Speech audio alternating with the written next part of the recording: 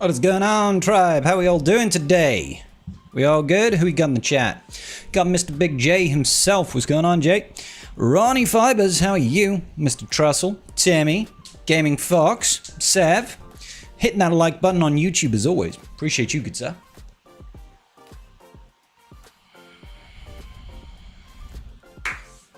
How are we all doing, tribe? How we doing? Can't stay long, but I took your Lord Vader to R10 this morning. Sick, brother. R10. R10 is a good place for Lord Vader. I mean, to be honest, anytime a new relic level comes out, it's a good idea to throw it on Lord Vader. He loves that shit. He's one of the GLs that benefits the most out of relic levels, especially if you take the rest of his team up, because, you know, he ults, he gains a percentage of their mastery, so the higher their mastery, the more he's going to get. Turns him into a bit of a monster pretty quick. So yeah, good choice, brother, good choice. Fast Eddie, Jew Has, how you doing? Especially with the new Darkside clones, you know it. All my Darkside clones are R9 to R7. Yeah, fair. Get them as high as you can, buddy. Get them as high. Like, if I could, I would take all of them to R10. All of my clones are R9 at the minute, and Vader is 10. It'd be kind of cool to take them all to 10, but right now that's a bit of a pipe dream. Better boo. How's everybody's Sunday gone so far? All good? Bam wop. Boom bip dip doom doom doom. Should probably do a fleet battle real quick, because I have a tendency to forget to do my fleet claims, so I'd rather at least be in a closer position to first. Have I watched Project Hail Mary? I have, yeah. I enjoyed it. It was fun. That's Future Scribe. I imagine eventually I will get all the Darkside clones to Relic 10 at some point. 100%. Yes, sir. Where's my casual tank top? Did you get more fans? No, no, no. I'm just not wearing one right now. But, you know, never say never. It is warm as always. We all know how warm it gets in my stream room. Gets hot as tits in here. Hot as balls. Greased lightning. I got chills, they're multiplying, and I'm losing control, because the room's too hot, but that's okay, I'll let you off. Drop bombs, we could probably put this on auto from here. I imagine we can put it on auto from here. We'll see what the AI manages to cook up. Back to work for me, have a good stream, thank you sub, appreciate you bro, enjoy work. What's going on, Vin? What's news, sir? What's news? Destroy those hangars. Destroy them real good. Pew, pew, pew, pew. Ah, you had to call in the Hound's Tooth, didn't you? You just had to call in the Hound's Tooth. We have taken over his capital ship. All is over. Good. Good! How's everybody's GAC gone? Have you all attacked? Were you successful? Were you unsuccessful? Let me know. Let Papa Scribble know. Let Uncle Scribs know. How did you get on in your GAC?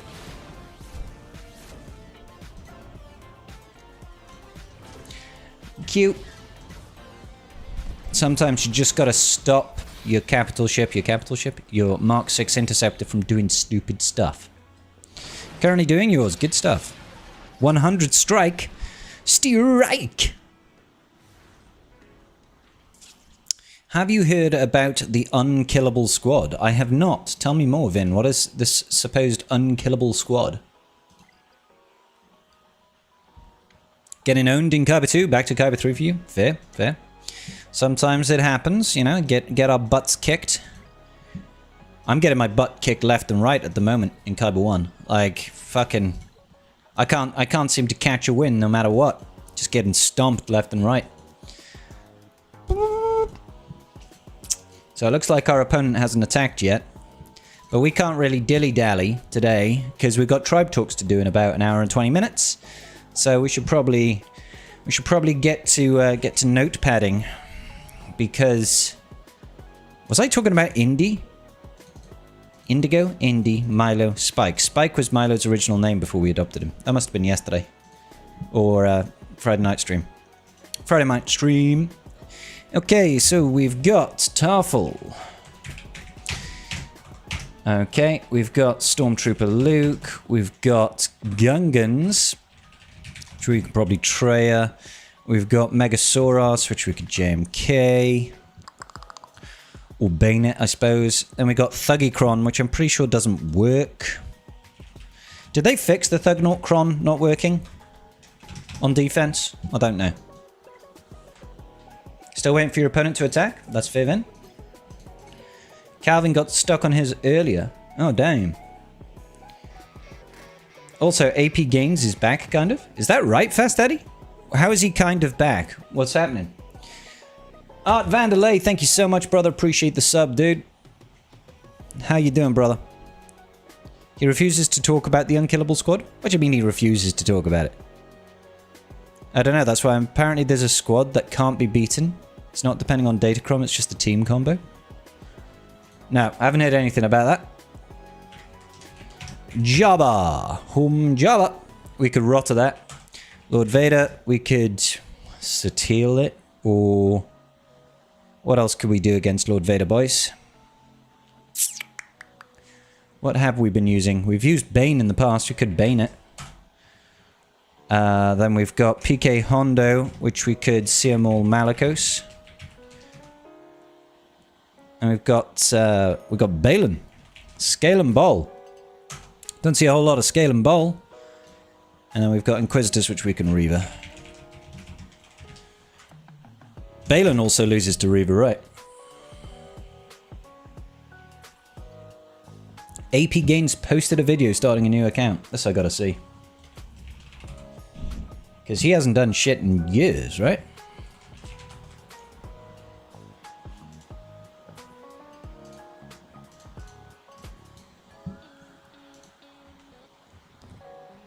Two hours ago. And a day ago. How many... So he's been away for a year. And then he posted 3 videos in a day. God damn. I mean, look at that. He posts... It's been quite a long time. Posts 1 video, gets 7.54k views. Cool. Good shit. I mean, this is clearly wrong. Because he's posted this a day ago and got 7.4k views. So this is obviously wrong. But good to know. Andrew, thank you so much for the resub, brother. Appreciate you. He posted videos on Swigger. Totally out of the loop with the new stuff. Yeah. Swarvex said the Unkillable Squad is down to a DC interaction with the squad. Apparently people were messaging him saying to not tell people about it. Oh. What's going on, BDM Ghost? Bitte unban your via Twitch. Yeah. Should have would.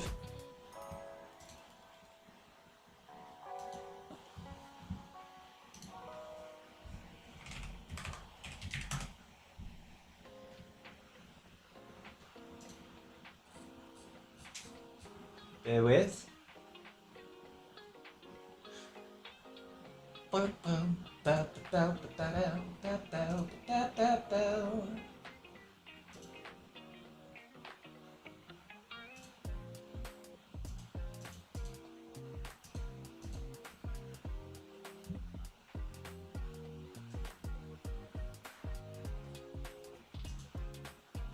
I just need to find you on Twitch, that's all.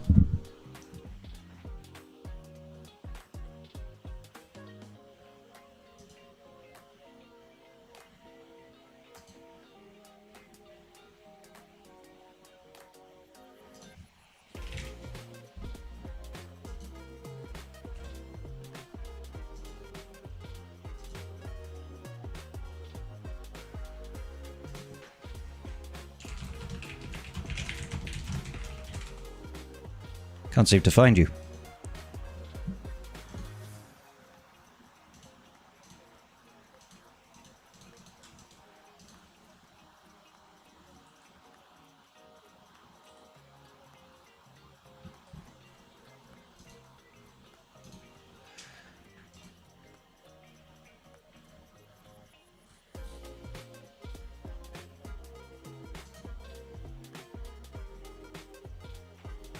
Have you done an unbanned request, Rich?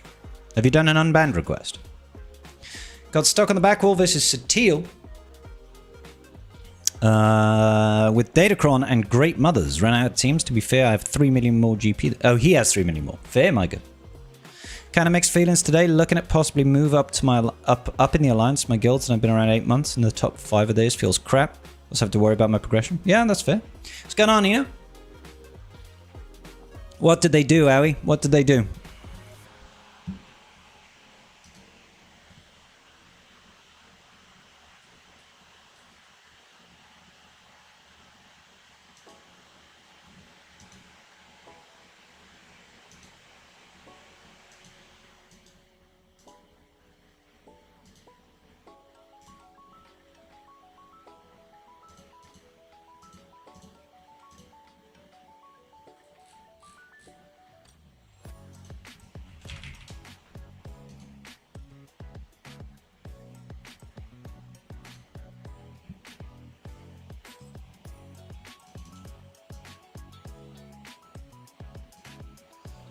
Okay, should be sorted now. Should be sorted now. All right, okay. Let's get back to this business over here. They did it again. Carson Tiva, FDC. Carson Tiva can't be defeated with active allies and the Bad Batch mechanics. Oh, okay, so Owie's just talked about that unkillable team then. So is it literally the same thing? No, it can't be, because doesn't it have to be... Carson Tiva can't be defected, well, active allies and the Bad Batch mechanics. So if you've got Carson Tiva in there, are they stealthed so they can only attack him? And they can't kill him because, you know, the Bad Batch can't die? Yeah. Yeah, that's not ideal. Hey, Sora, what's going on, bro? Did you allow guild promotions in here? Not in the chat, Gaming Fox, no. But if you want to promote your guild in my Discord server, you're welcome to do it there. Remember how Darth Vader couldn't be defeated because his active allies with the... Yeah. It's in problem, Rich. Because 75 EA Cairo is... 75 EA Cairo is no joke. Think Territory Wars better results? Just go to the best guild you can, bro. It's the best way to go. Thank you, Trevor. Appreciate you. Nice, how you doing, bro? What's going on? Could be Cass. What I don't understand why they would mess it up the same way. They probably just forgot. Let's be real. Let's be real. They probably just forgot. All right. Okay.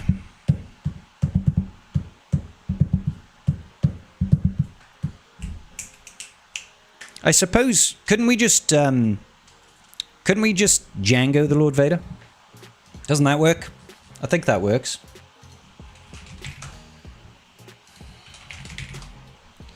So if we Django Lord Vader and seal more Malakos the Pirate King Hondo. And that saves me Bane.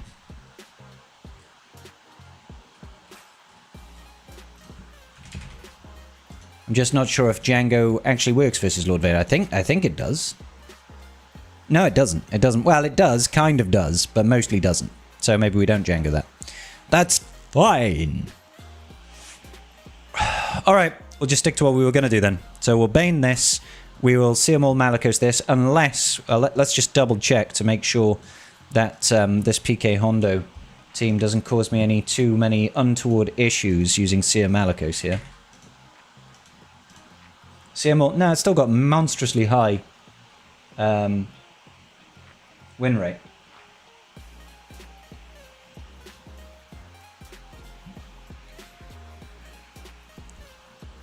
Yeah, the rewards from TB, you should totally get into the best guild you can. There's just no arguing that. Let's start off with a little bit of rotter action, shall we, ladies and gentlemen? Let's just get it going. Let's just get it going, ladies and gentlemen. Beings of the tribe, here we go, bringing in rotter.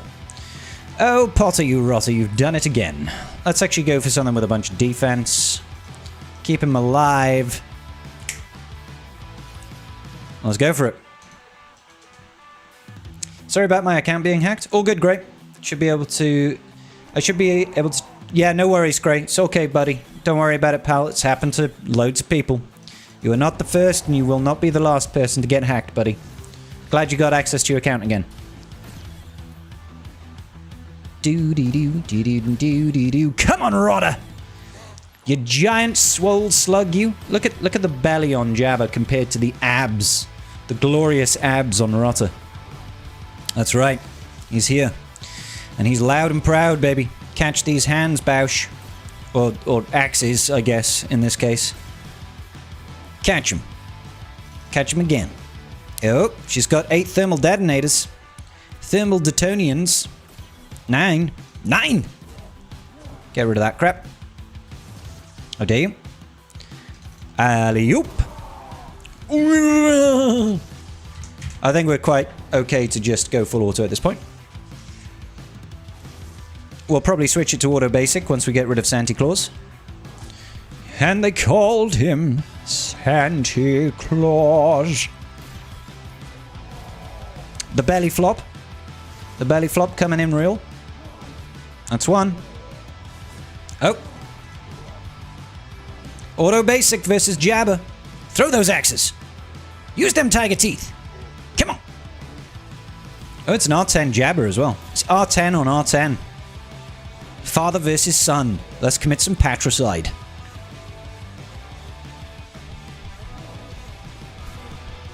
Stupid bonus protection getting in my way. No, he's immune to insta-kills when he's solo. So that's a negative on the ult insta-killing him.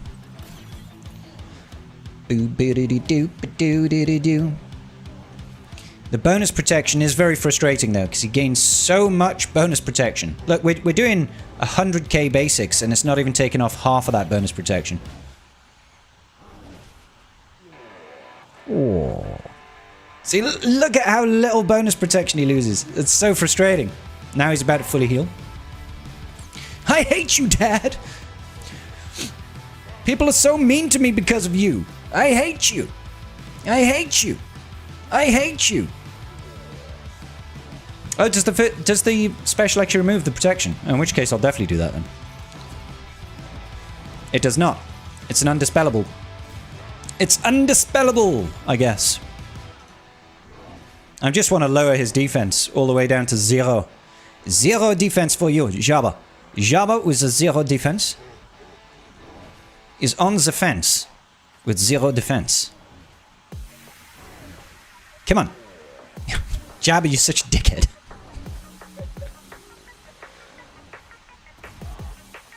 Ark, ark, ark. We will get through him. We will get through him. There we go. Plenty of time left. 69. Nice. All right. Won't somebody please stop this slug-on-slug violence? Think of the children. Think of the children. All right. Lord Vader. Let's bane it. I know it's a bit of a pain, but let's bring out Bane. And then throw on the Darth Revancron. What's going on, Buell? 69! I'm very angry right now. Ripped Hut versus Fat Hut. Go to the gym, boys. It pays off. Okay. How do we go? I want to start off by just hitting some people around the face a little bit. Oh no, you hurt me. I know. I know. Bane? Oh, I can't target him, unfortunately. Suck 'em dry, boys. Suck 'em dry. Thwip, thwip. Good.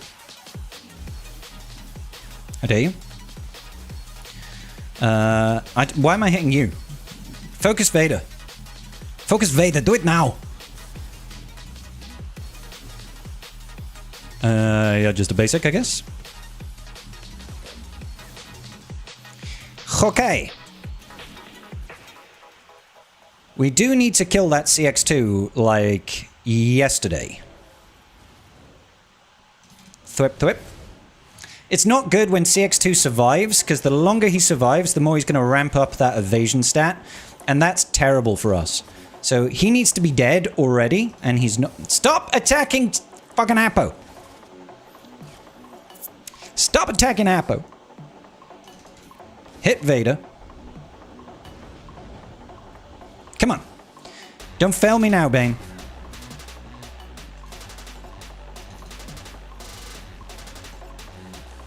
Just need that AoE. Not quite enough, but the heal immunity is nice, I suppose. This will just be a basic. Come on. A basic. Now we should be able to hopefully take him out. He says hopefully. There we go, we got him. We got him. Should be fine from here. Should be fine from here to just go full auto on this bitch and slap him around a little bit. R10 on the Vader. It is a lot of relic levels. Come on. That's more like it. That's more like it. Bane with the 70 siphon right now, siphoning 70% additional max health every time he does that special too. One would think that would be enough.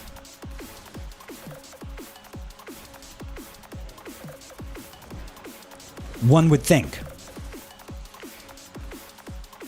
Alas, at this point in time, 'tis not enough. But we've got some time, so hopefully. I still have hope, I still have faith. Come on. Okay, I mean the heal immunity is handy. Nearly there with Vader. Come on, hit him again. Hit him again. One more. Ah, he's gonna heal. For God's sake. Bane, try harder. Oh, there we go. Bane tried harder. Good boy, Bane. Good boy. Pat yourself on the back. Nice. Channeling his inner painter. This is true. Saw Spider-Man today. Oh, I hope you enjoyed it, bro. I loved it. The Bane Pain. Guys, let's get this mind some likes, shall we? Absolutely. Only 17 likes is criminal, boys. It's criminal. If you siphon from Apo, he can kill him while Vader is still up. Is that right? That shouldn't be possible. It's supposed to be immune. What good is hope to a Lord of the Sith? I don't know. You'll have to ask Vader that. If someone Swigger.gg says updated 19 hours ago, does that mean they were last online? No, not necessarily, you know. I'm so glad I took my Bane to R10. Clapping Vader's cheeks is fun. Don't tell that to Padme. You're on a 5 GAC win streak. Nice. Next opponent is 15 million GP. Ouch. That's painful. That's very painful. Okay. Let's take a look at Balin. What's good versus Balin at the moment? It's triple army R10 Balin. He's not fucking around with this Balin.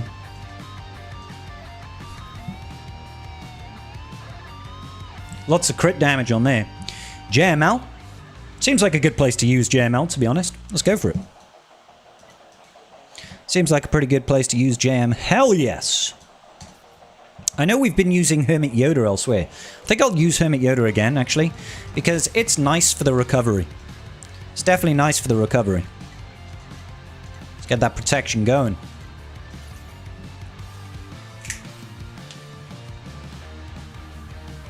Is farming PK Hondo as my third GL? That's not a question. That's all I'll say to that. That's not a question, buddy. Alright, let's get rid of Shin Hottie. Because she's naughty all that. Boop. Hermes Yoda is like, I would like to defeat people. Oh! The pain! To the pain. It was a nice way to die. One has to believe it. Heal us up, Buttercup. Thanking you. Slap him down, because he's a clown. Got it! Swifty7. Balin lost the will to live? I would too, to be fair. Boop boop boopity boop boop boop boop boop boop boop. I thought it was really cool, but the ending was extremely rushed, but it didn't really detract for it too much. I think there was some really cool stuff. Try to post no spoilers in the chat though, it's still quite a new film. Nothing cheat about it. It's another fuck up by CG. We're talking about the thing again? But to not talk about it doesn't make it go away, only if CG is pressured if they're moving. Yeah, listen, Vin, you know, speaking as a guy that got absolutely fucking lambasted by a small minority of the community for pointing out that team in the first place and getting it fixed within 24 hours, I might add. I'm more than happy to do a video on it. But I'll wait until after lock-in. Well, actually, we're already locked in, so I'll wait until after defense setting. Because otherwise, people just get pissed off at me. So, not going to do it. Not going to do it. Because, quite frankly, I don't need the aggro. Right. Let's Django it.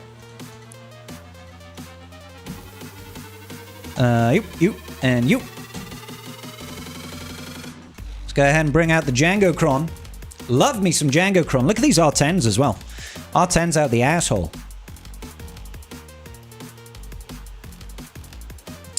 Let's burn him. Keep the focus on Pirate King Hondo. Let's go ahead and just call in Mr. Fat, because his backpacks have got jets. Keep it going.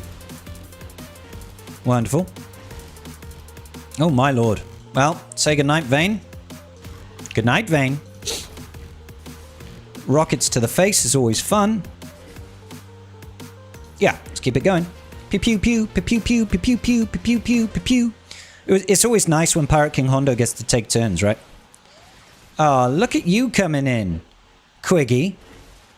Quiggy over here, thinking he can come and have a slice of the pie.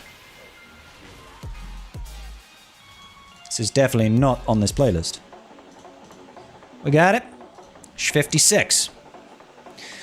Got a few people in my Colosseum shard who got 5 extra shards and also a calendar shard, and they got advantage. Pushed me out of top 10 2 times. CG, ignore it. Yeah, I don't think we're going to see anything done about that, buddy. It's all good, Vin. Without trying to spot it, it just goes final confrontation, which was really good, mind, into immediate cut, into end. But the film was already over 2 hours. Yeah, it was quite a long film. It had some parts of it that I really enjoyed seeing. Really enjoyed seeing. Okay. Now, I normally just use Reaver versus Inquisitor Barris. But I will just double check. Apparently Gas kicks its ass. But so does Adrad to a pretty high degree. Should we just try and Adrad it?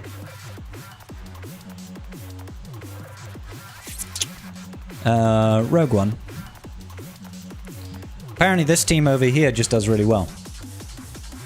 I mean, it is Empire, so I guess we daze them all the time.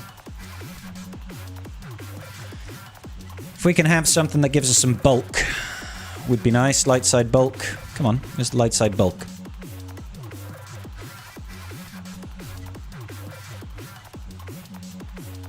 I'll use this one. Let's go for it. Someone on Barricade's got 90k score in tier 7 today. There were 2 tiers above rank 2. There were 2... Yeah, you'd have to check to see what they've actually got going on. Pew pew pew. Let's pass the background. Look at you cleansing all that crap off. Well, that's terrifying. That's scary. Yep, just basic over here. Strip it back now, y'all. The 50 stacks of heal over time is absolutely unhinged.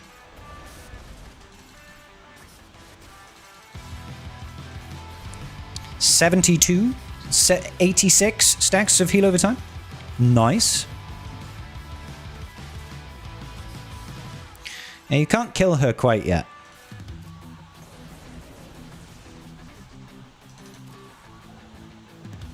Just trying to get a little bit of John DiMaggio going.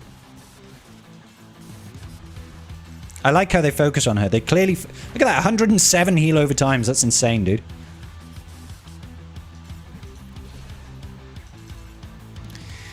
Boop, boop, boop, boop, boop, boop, boop. Yeah, arena payout for fleet is in an hour, yep.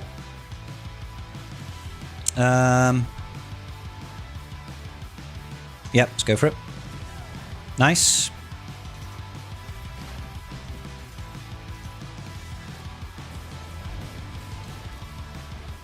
Oh, come on. You telling me we can't kill her?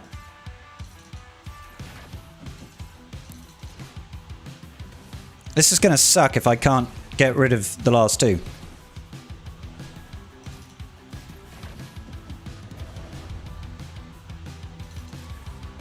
Yep. And it looks like they must have revive prevention as well. So he can't get back Cassian.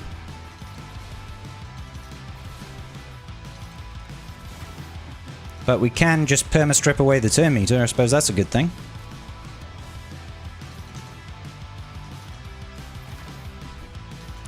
It's the only thing that's going to keep us in the game is if we can keep on failed to strip the turn meter. Failed to strip the turn meter.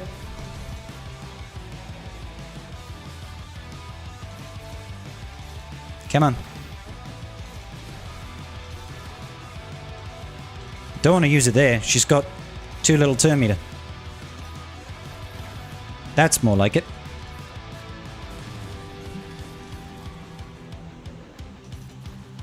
Strip it.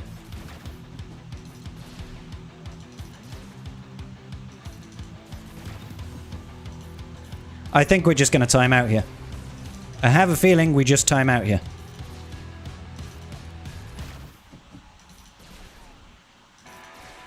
Because she's just healing up too much. We need the heal immunity to stop her from doing that. Yeah. Well, this was a silly thing to waste time on, wasn't it? Silly thing to waste time on. Because, look, she's just healing up protection. She's just healing up protection. Occasionally we strip her back, but then she'll heal up protection. So it's like, kind of pointless to us. Yeah, well, I mean, to be fair, it did have an 87.6% win rate. So I thought I was relatively comfortable. What's going on, Andy? How you doing, buddy? Maybe if we still had Cassian, I'm pretty sure he has heal immunity, doesn't he? On his grenade.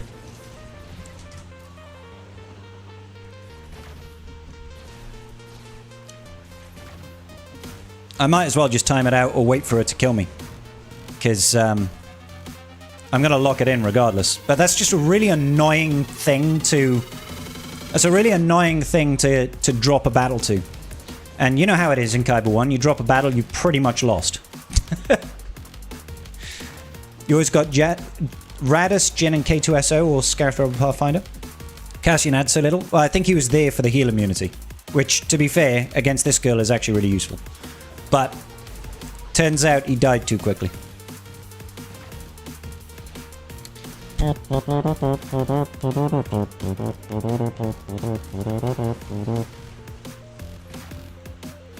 Because I don't think K2SO's got heal immunity, right? So I did, like, if K2SO is here, I think we'd still be in the same position of just attacking a Barris that we can't kill.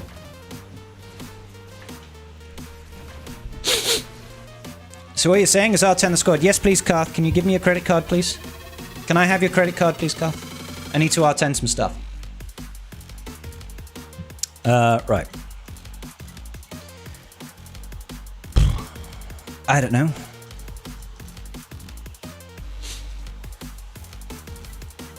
Just throw stuff at the wall. Hey, peace out, Ronnie. Big love. Deets in the DM. Thank you, sir. I appreciate you. Let's just do an assist. Let's think about things for a minute. Yay!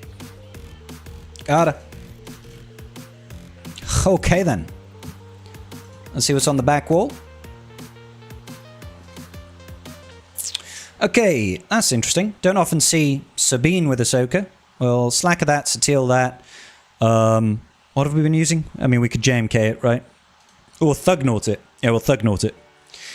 Okay, so here we go. Glat, Slacker, Django, Satil, EP, Thuggy, or JMK, but we'll Thuggy it. Rabies and the babies. What have I got for Ray? I could layer it, I guess. And then I could gas that. Oh, I could Lord Vader the Ray. Bad Batch, we can gas, right? Okay, cool. So we've got teams for everything on the back wall. Let's start off with some Treyer action over here. Get the Treyer going. Gotta get Treyer going right now. Get some defensive shit going. That'll do. That'll do!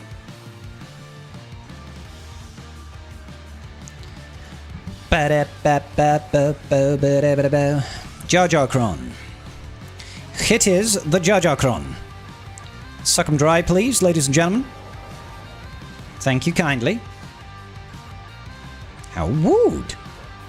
Yeah! Keep going after it. Keep getting that shield generator. Trey, do you want to take a turn? Whoa, whoa, whoa, whoa, whoa! Gotta love the sound animations for Jar Jar. Suck 'em dry. Nice. Actually, cooldown increasing people. 10 more left, or 9 more left. 7 more left. Come on. 6. Hiya! 5 more. Certainly not going to annihilate a shield generator. That doesn't really do a whole lot. Although you would think it would, right? You'd think it would.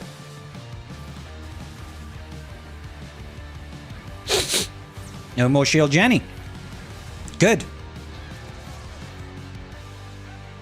Don't laugh at me, Boss Nass. I thought we spoke about this. Alright, no more Jar Jar.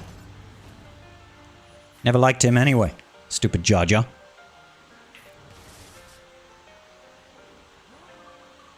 How dare you motorboat in my general direction? Good. We got it. Your opponent gave their Gungans grit, so just ignored the generator and killed the team. That's a really silly thing for your opponent to do. Don't give Gungans grit. That's silly. It is foolishness, sire. Alright. So, I think we were going to JMK this, weren't we? Galactic Republic. Kitty Cat. I'll throw in Mace. Let's get that bonus turn going. Go! Gungans with Grit is not smart. I do concur that Gungans with Grit is not the best idea. It seems foolish to me. Foolish to the extreme. Go ahead and just get some heal immunity over there on Megasaurus. And now you increase my cooldowns. You son of a gun. You son of a gun. Nice! Nice! Love some blind. Me and the blind, we are one. We are one and the same.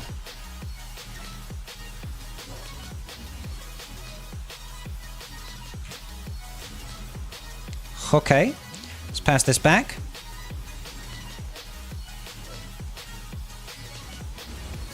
That was a mistake. I didn't mean to call her in there. I was supposed to just target myself there, but never mind. Never mind, it's okay. Well, I can't target you anyway, so... I might as well do this to get the bonus turn. I'll do it now, because there's no reason for me to target myself here. Nice. We actually got a bonus turn ourselves there. On JM, hell yeah, to the K! Alright, let's deal with Megasaurus.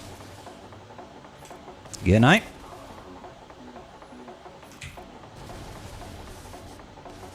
I like how Mace is just sort of chilling there with damage immunity. I should have used Snips. Should have used Snips, not Mace.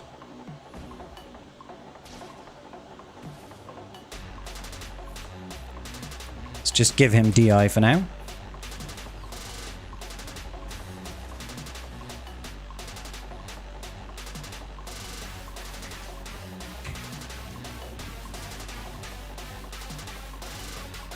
You sacrificed him for the greater good.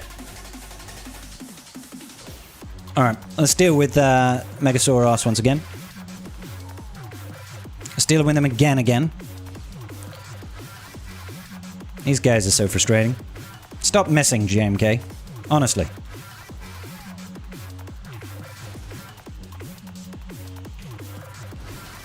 Build up that ult once more. Claire is really annoying at the frequency at which she gets damage immunity. Don't you think? She's just like, I'm going to be immune to damage forever.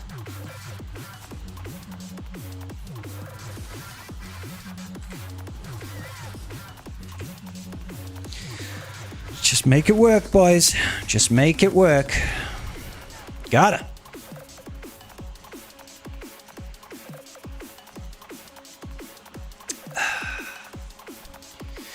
Hey, Capillo, how you doing, buddy? Things are good here. How are you? Your opponent gave their Gungans grit. Gungans with grit's not smart. Had an amazing GAC before I saw a 7-star executive, then lost. Brian, that's painful, buddy, but sometimes that's the way the cookie crumbles. Too many people live this early. Lots of people live.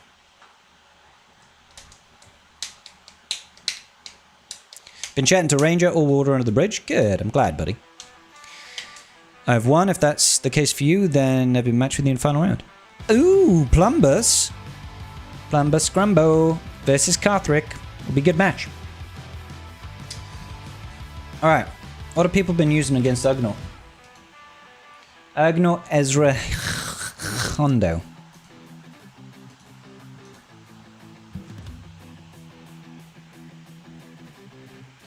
People use Balin versus it. I mean, I'm pretty sure I have Balin. Seems massively overkill, but then it's kind of okay for me to do massive overkills. And what about Stormtrooper Luke?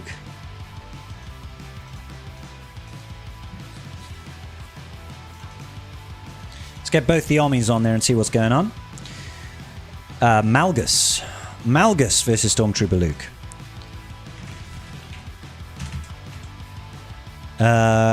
What did we say against Ugnaught? Oh, Balin, wasn't it? And then we just need something against Tarful Chupio. Is that Clone Wars Chewie? No, is that OG Chewie? Veteran Smuggler. Okay. I can never tell the difference. Tarful, that one, and then Vandor Chewbacca with the Tarful Datacron. Omicron. We could Great Mothers it. Okay, so Great Mothers, Malgus, Balin. Fine. Let's get it done, boys. Time to go to town.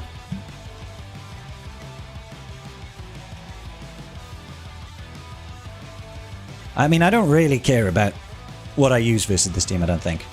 Got Bad Batch V2 at Relic 5 is a good idea to get to R8. They're a good team, don't get me wrong. They're a good team. It's up to you what you want to do with it. Kind of just want to get rid of everybody.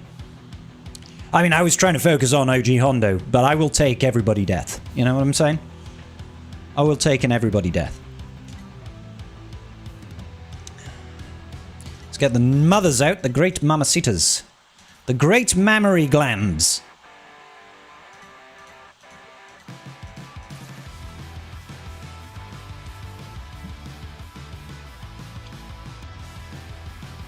Alright, I kind of want to get rid of Yoda and Chewie. They feel to me like a candle in the wind. What I mean by that is they feel like a really annoying team. A really annoying unit to get rid of. So I kind of want to get rid of them first. Yeah, let's just do some of this. Absolutely. Get rid of their buffs. Because there's no reason for me not to get rid of their buffs.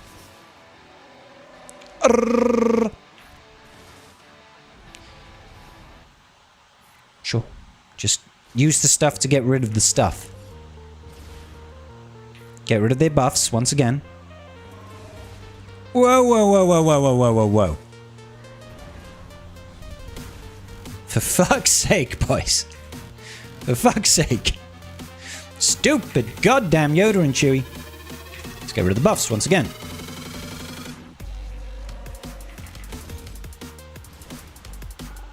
Don't punch me in the face, you dick.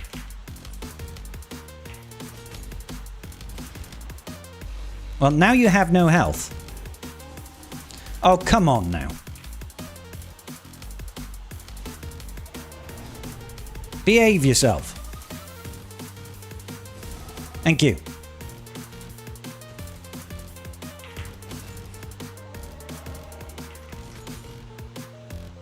At any point, if you guys want to have taunt on what's her face, that would be great. That'd be great if you could just taunt for once, Morgan. Let's just get rid of those buffs. Get rid of all them buffs. Come on. Come on. Hey, there we go. If Carth, you said you've DM'd me your details for your credit card. I'm still waiting, bro. I'm still waiting. I don't know who you sent the credit card details to, but they weren't me. They weren't me.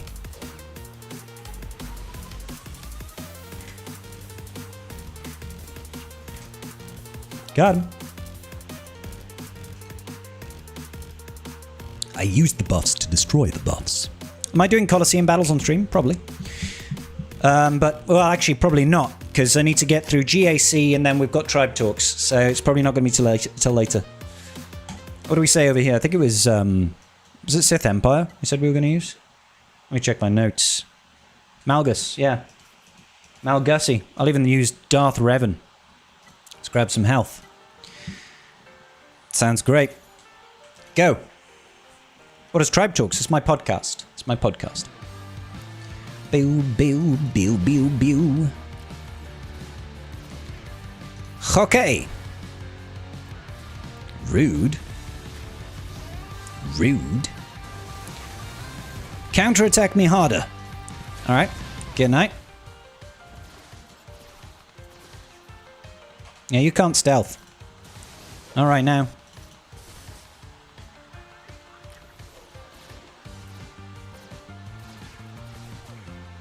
Okay then. That was a lot of shots you took there, Princess Leia. Oh, she's got the buff immunity as well. That's huge. Good stuff. If we could just kindly get rid of her now, that'd be terrific. Yay! Nice. Don't just miss. Suck him off. Oh, he's got grit. Alright. He's got grit. We could be in for a short interlude as we work on trying to defeat this guy. Can Great Mothers beat a GL? Yes. Because I know it's a really strong team, but I don't know at which point. At which point, it's all relative. It's all relative.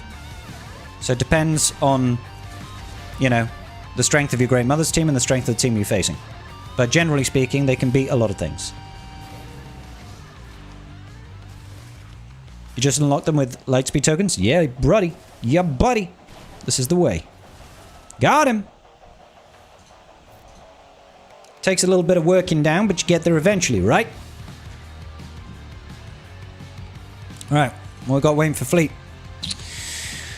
Rogue One, there's this. I guess we'll use Levy here.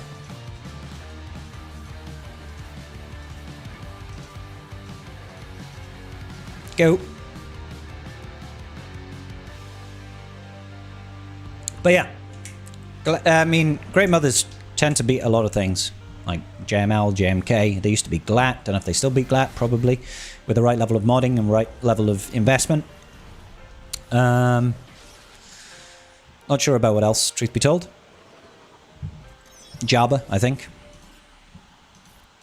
Lots of things. Ba-da-da-da-do, ba-da-da-do. Pew, pew, pew, pew, pew, pew, pew.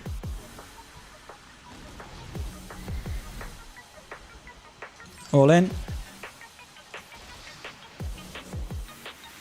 Might as well stop them from being able to reinforce properly. How would?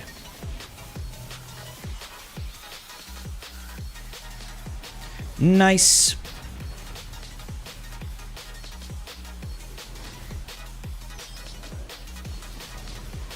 Kind of needed that heal up. So that's kind of clutch. Hit everybody that we can. There we go. The ghost is gone. When they get their next reinforcement, it'll go poof into the ether. So we should be good here. We should be good and golden. Roo, roo, roo, roo. Got him.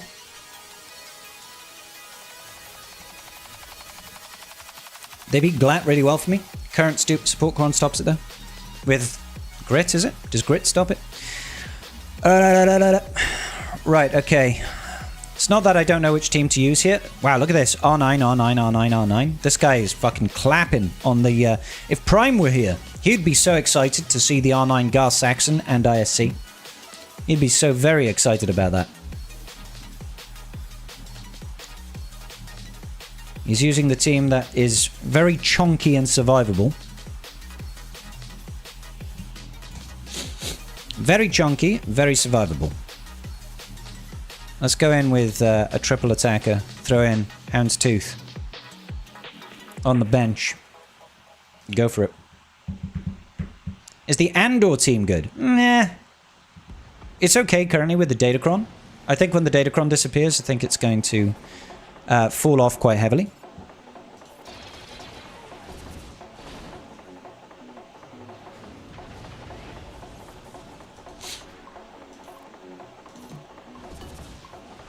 Good.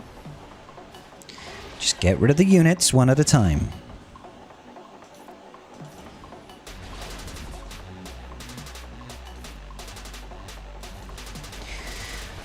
Boop, boop. Love to see it. Call in the Houndstooth. Who are you bringing in? Ah, the TIE Defender.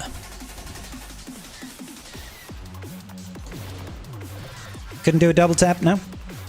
Got him! Nice. One nice. One nice. Hopefully get rid of him. There we go. Jobs are good. 75, I'll take. Do you think the Andor will be a buff? He doesn't seem to impose... No, I don't think he'll get buffed, personally. Future project for me as well, R9ing all the crew members. Yeah, why R9? R10, bro. R10, every single crew member. 6 A mods.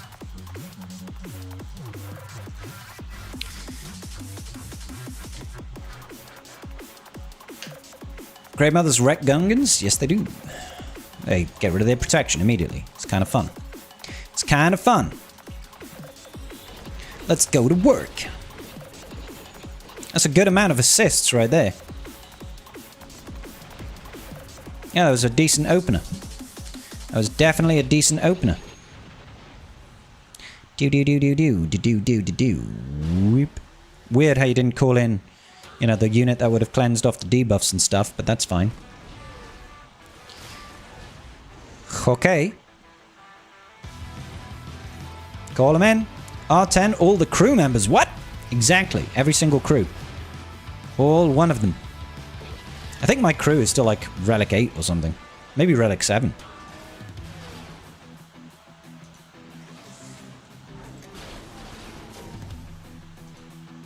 I swear to God, you son of a gun. This one. Pew, pew, pew, pew, pew, pew, pew, pew. Let's mark down this boy. Don't be that guy. Nice. Got him. Shame on the R8 crew. I think it might even be R7. I'm not even totally convinced it's R8. We could have a look now, can't we?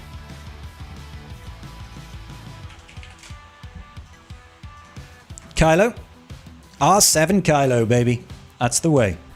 This is the... Oh, speaking of Kylo, we are actually going to use Kylo here, so... No, that's Lord Vader. Bow to the First Order.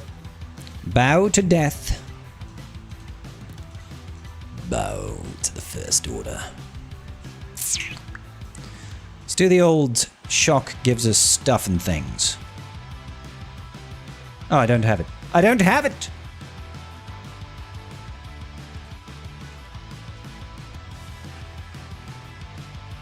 That's my Lord Vadercron. Actually, I mean, couldn't I just Lord Vader this instead? Lord Vader this one? And then Slacker the Ray team? That's probably better. probably better.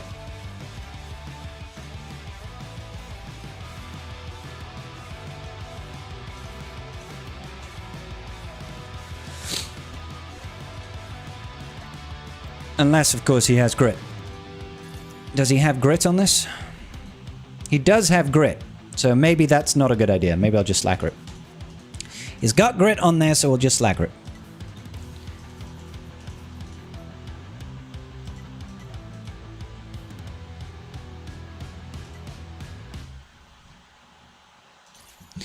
Okay. Go! 10, 10, and R9. Man, I'm facing boys with everything at high relics right now. I didn't check to see what this guy's actual relic levels are. GP is, rather. But I'm going to presume that it is higher than the average picnic basket.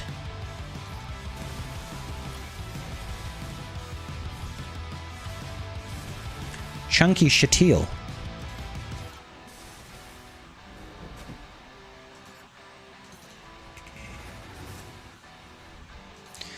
Alright. Seriously? You still don't want to die? Sabina's got, like, the craziest level of health steal in the entire game. Like, nobody comes close to the levels of health steal that Padawan Sabine Wren has. She knows how to play. She knows how to play.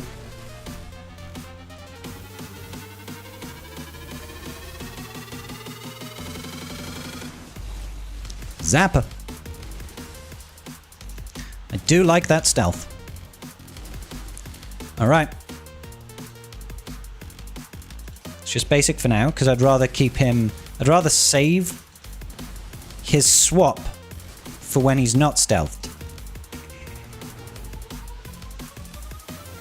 Try to save at least some of the counterattacks from Ahsoka.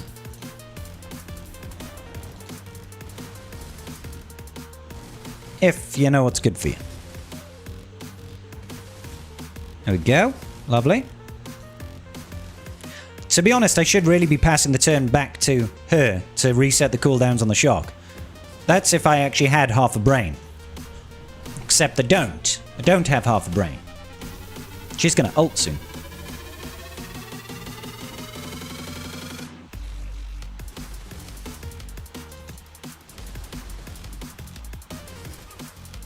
See ya, Hux. What difference does Darkside Ray make with a Slack team? Makes it like 10 times better. I'm exaggerating, but yeah, just she brings so much to the table. Like, you know what I'm saying? You know, the inability to be killed straight away, mass AoE shocks, the ability to revive, lots of things. Extra damage, extra siphon, extra ult charge. There's just so much that she brings to the table.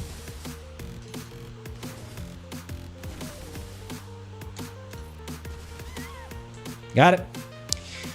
Was thinking I would rank up and make things better. TY annihilating my hope.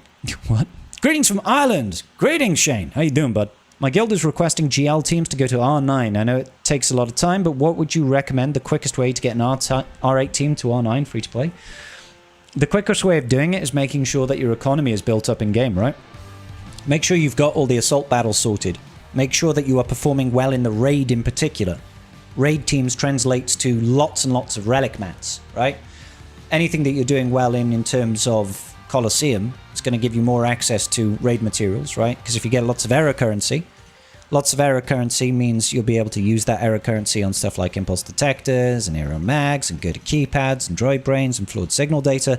All of this stuff helps you get more and more relic 9s, basically. It's a process. It's a process. It takes time.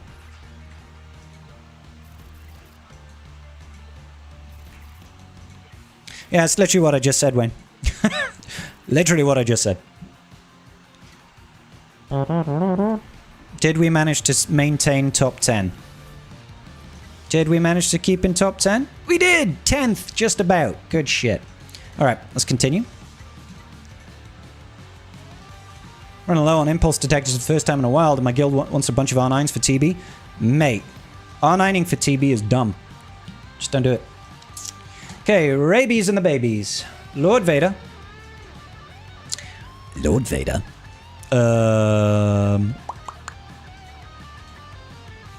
Or I could just... Let's layer it instead. Let us layer it.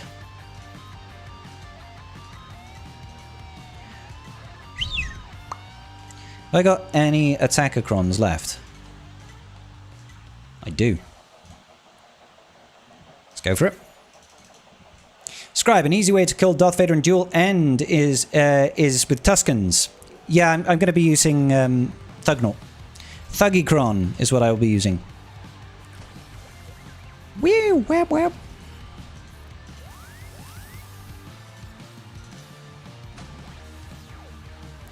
Can we just one-tap him? Nearly. Well done, Leia. Eating that hit like a champ. Can we stun him? Nope. He resisted.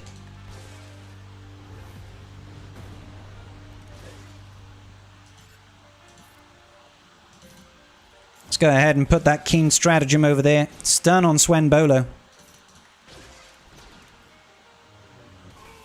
Oh, you're such a bitch. What a bitch!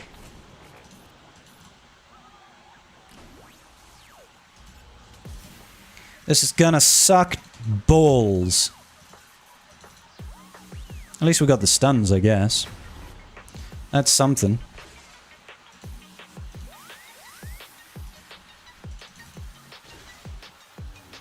Yeah, we can take that. Oh, that was getting a little bit hairy, though.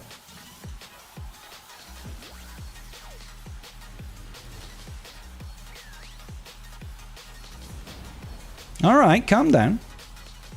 Stun him? Or just blow him out of the sky, I guess. Get rid of Cal, please.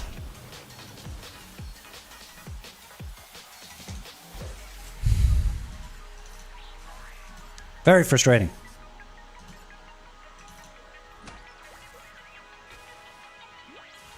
Thank you for stunning him.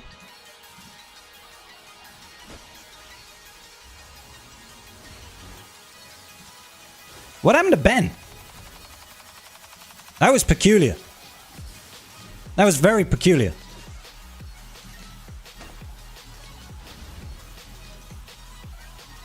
Cobb Vanth should have the ability to throw sand instantly to defeat Lord Vader. I'm down for it. Let's go.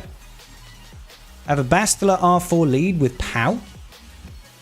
A Master Qui-Gon Jinn R7 Datacron. Does the Datacron that makes prop become health? Is it going to hit hard in 3 versus 3? And it's going to hit hard. It's a bit of a weird setup, I'll be honest. It's a bit of a weird setup. Let's get Satil in. Old Republic. Get her done. Go. Leia going down to D tiers. I just suck at the moment, guys. Like, I can't explain it. Right now, I just suck cheeks. I suck cheeks. Over here. Stunner. Send it over. Boo, boo, boo, boo, boo, boo. Vex coming in with a raid party of 33. Thank you, sir. Appreciate you. Hope you had a good GAC, buddy. We stun him? Nope. Nope. Denied. Yay! Swing it back round. That Forlom does not want to die. Let's make sure he dies. See ya, Forlom. See ya, pals. Stun him. Blap.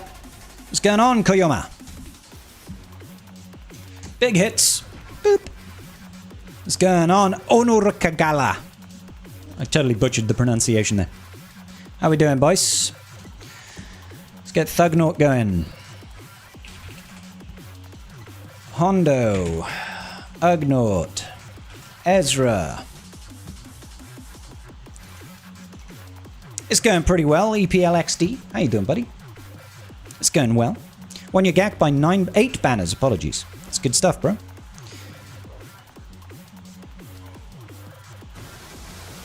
We seem to have lost an Ezra momentarily.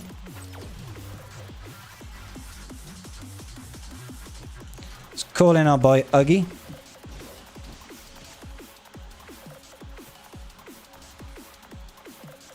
Good. Yeah, let's capture because it'll be useful.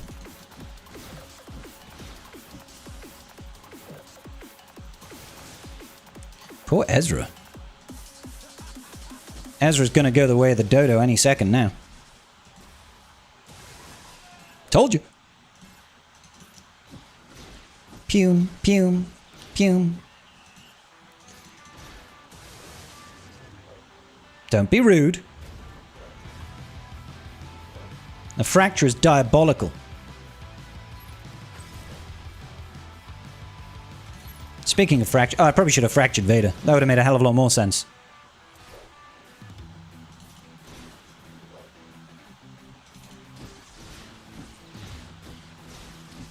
The Savior. Call him in. Come on. Welcome back.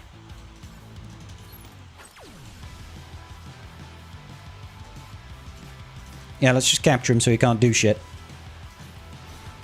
Nice. Behave yourself, Vader. Ooh! 200k! Not too bad. Do you mean being drunk makes GAC easier? I'll try it. I mean, I won't deny it. I won't deny it. See, this is the funny thing, is I have Lord Vader and I have C available right now.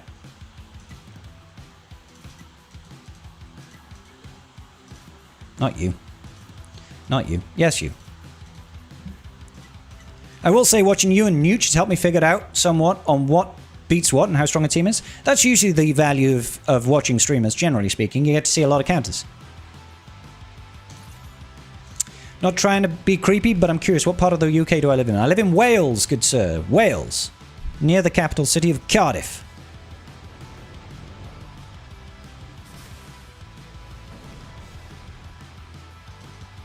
Let's cut Ben's arm off.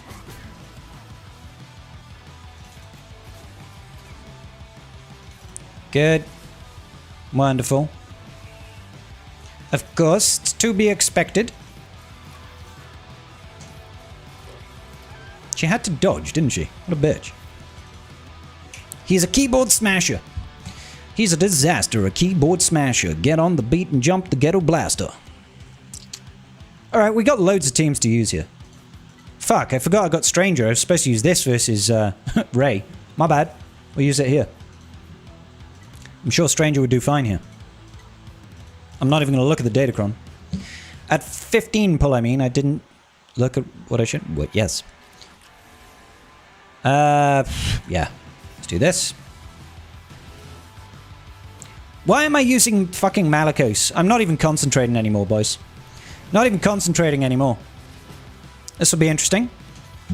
I'm sure it'll still work, he says, with a hope and a dream. Ba-da-boom.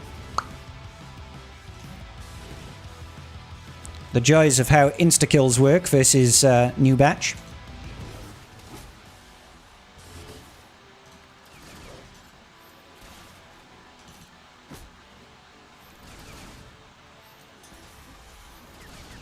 Behave yourself.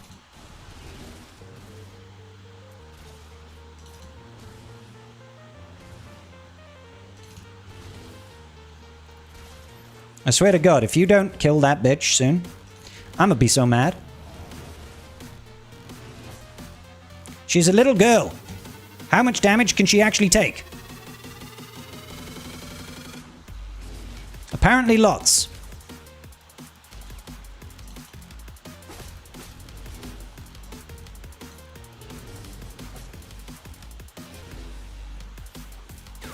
Behave yourself.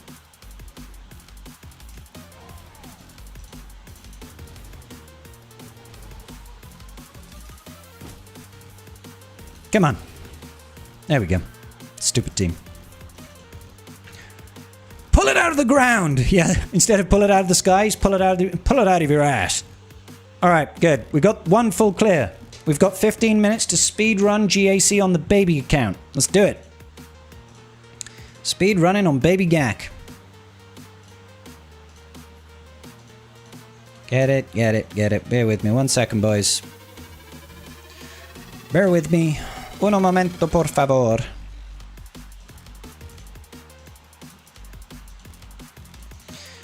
Type your keys like you're mad at it.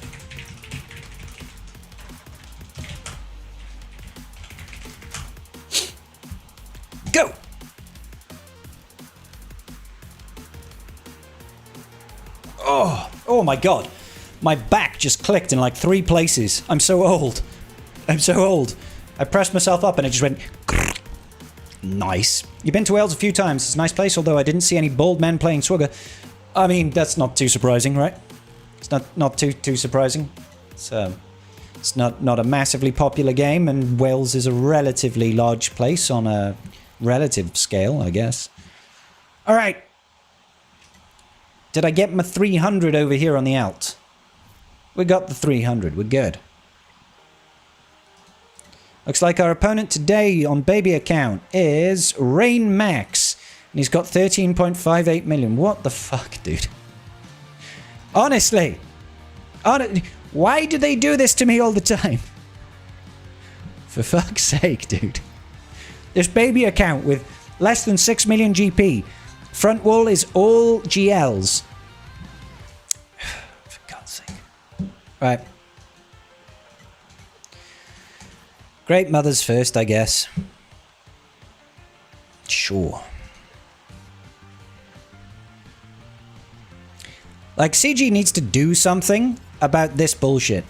Because, frankly, it's bullshit. Do you know what I'm saying? This just, like... Why is this so frequently a thing? So frequently this is a thing.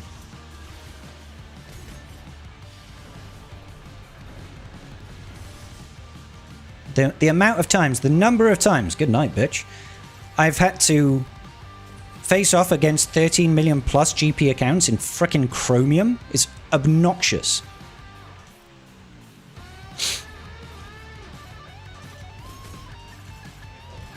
It just like really destroys the enjoyment of the game mode, you know? It's like, cool. Get to fight this guy. Sure, he doesn't play, but it's like, you don't want to play against someone that's... You just have to bang your head against the wall with, you know?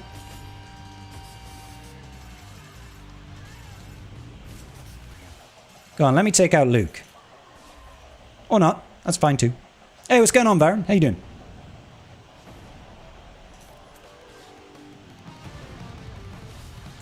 Shame. Lock it in. I'll take the 11 banners. Right, okay.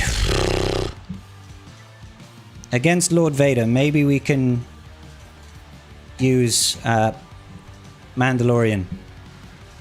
Go. I'm against 12.5 million in Carbonite with 7 GLs. Nice. Skill issues on baby account? 100%. It's definitely... What the fuck is Dark Trooper Moff Gideon doing in this team? That's interesting.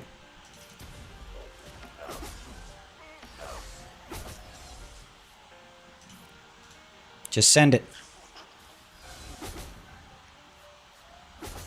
Couldn't have sent boat to attack there? No.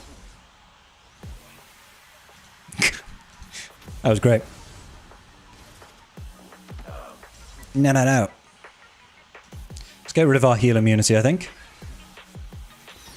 All in. Hey, we did some decent damage. No? No. Hit him.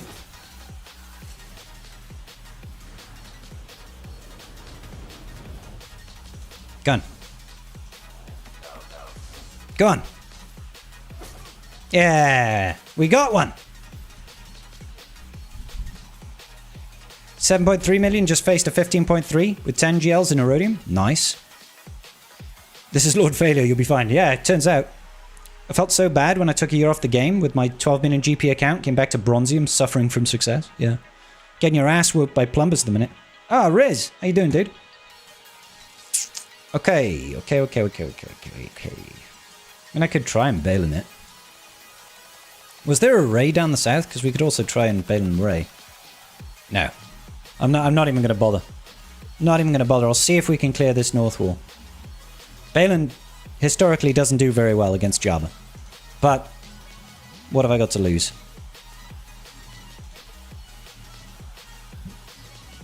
What have we got to lose, baby? You are in Erodium with 6-1 at the minute. Congrats, man. Maybe 7-1. Ah, you haven't seen the results of this round just yet. It's nice that this guy's not using Bausch, I'll be honest. That does mean that the damage output is severely diminished. Beska. Yep, let's disappear. Big hits.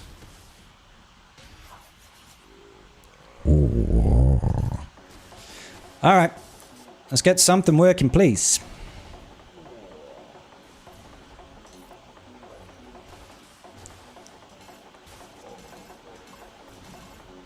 I don't like it. Hang on in there, buddy. Call him in. We're not really making any progress whatsoever on this Santi right now.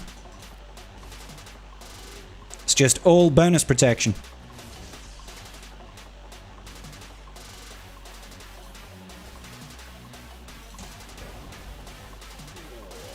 Yeah, she's gone. Not sure how or why that was happening, but I'll take it. Ah, the blinds! The blinds. Oh, we nearly had him for a minute there.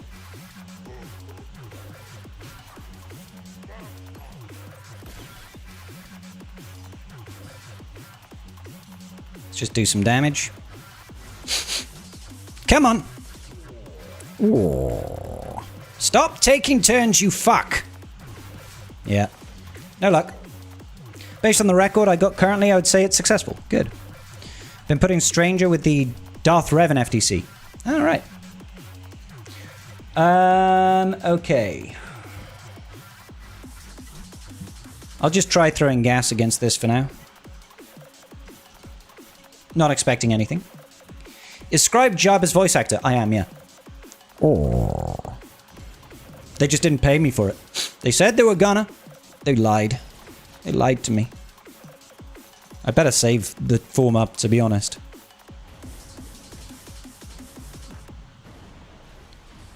Uh-oh. I'm in danger. Jesus.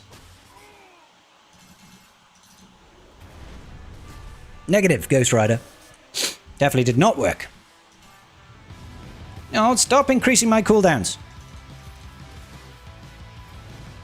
I would like to increase yours, but I can't. But I can't. Alright, one last team then. What should we go in with? Let's go Galactic Republic and then we'll wrap it up over here. Get some tenacity, that'll help. I'd like to take the opportunity to say how much I despise Home 1 mirror matches. Total RNG fest. Can I advise not using them? Don't use Home 1 mirror matches. That would be my advice.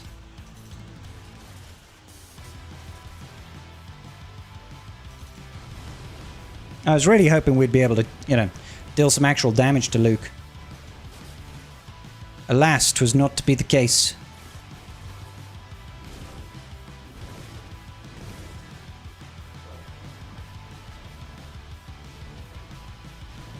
All the counterattacks in the world.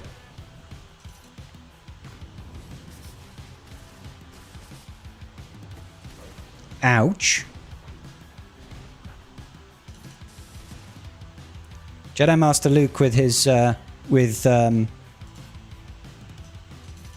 Jedi Knight Luke's Jedi's resolve or whatever it is, Jedi will is definitely something.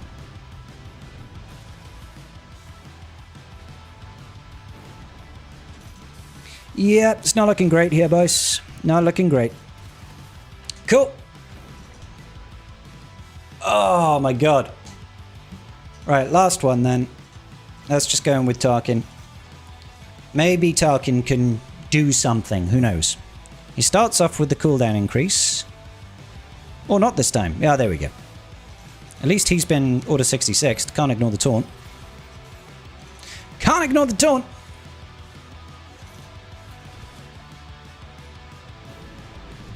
Of course we're ability blocked.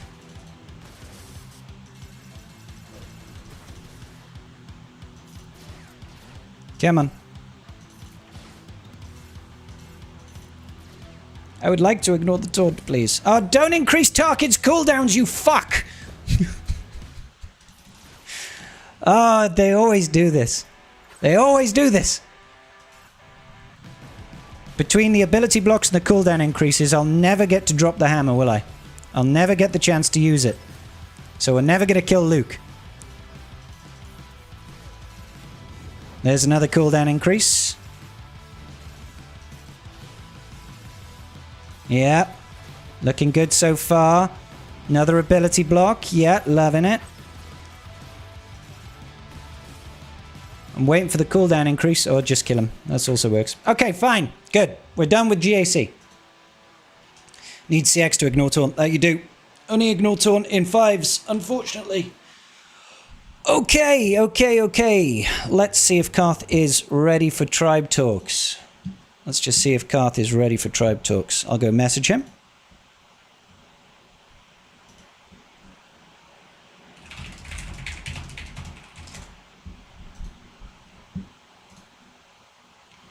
What's this?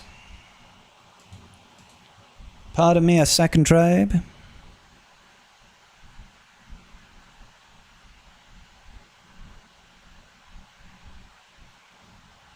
Okay. All good. All good.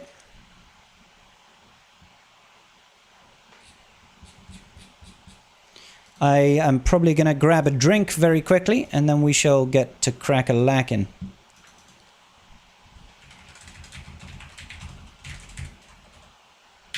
Right, grabbing a drink, and then we will start tribe talks, ladies and gentlemen. Won't be long. Won't be long at all.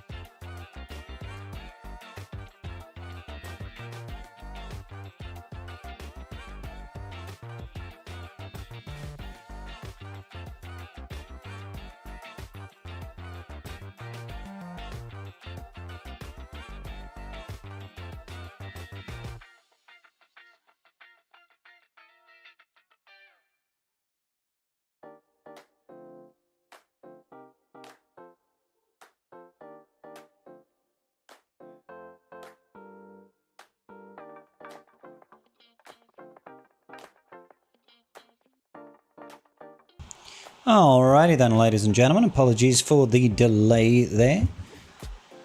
Just gotta get Karth on the old call over here. And in the background, I will climb in fleet.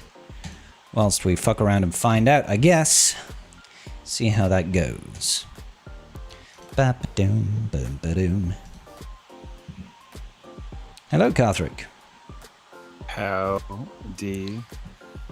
How does it go? It goes well. Good.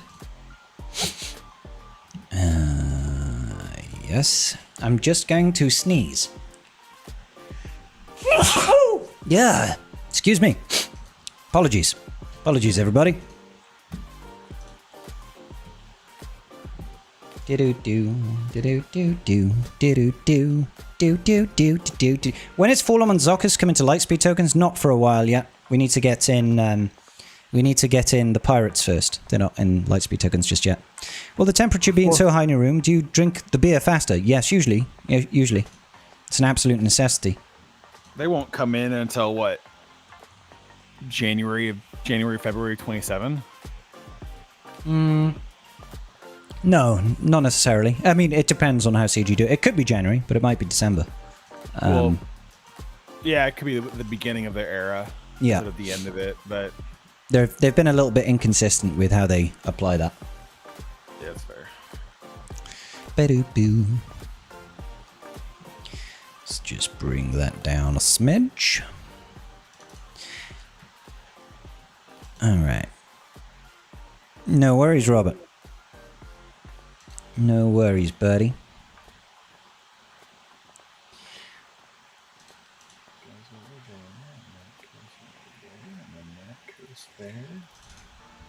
And this goes.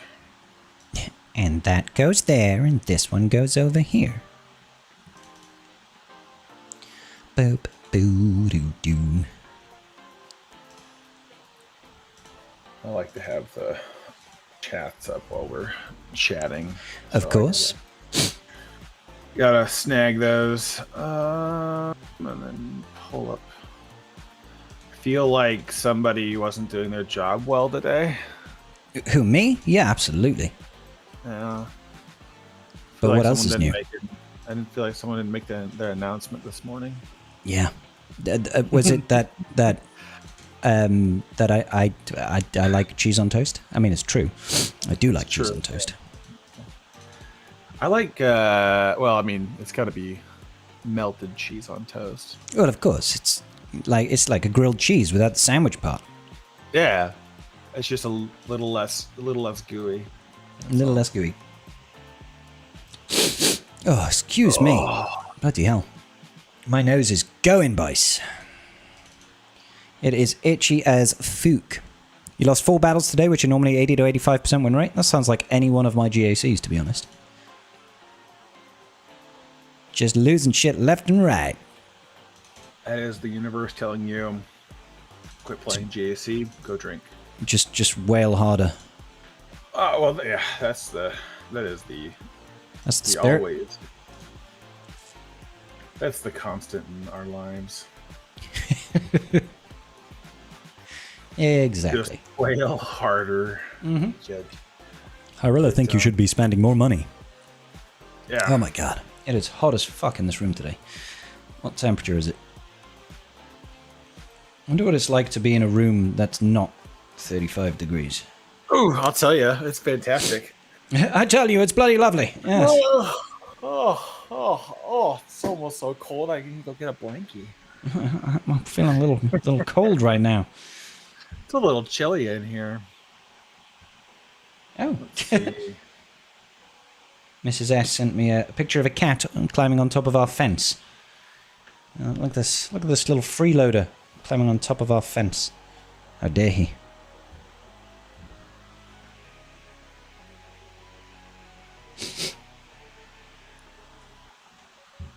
It's like if you don't get rich by gambling, gamble more. I mean, I'm sure, yeah, that seems to track. That seems to make sense. Yeah. Does it make you feel like better a woman to know that my room is currently 20 degrees Celsius?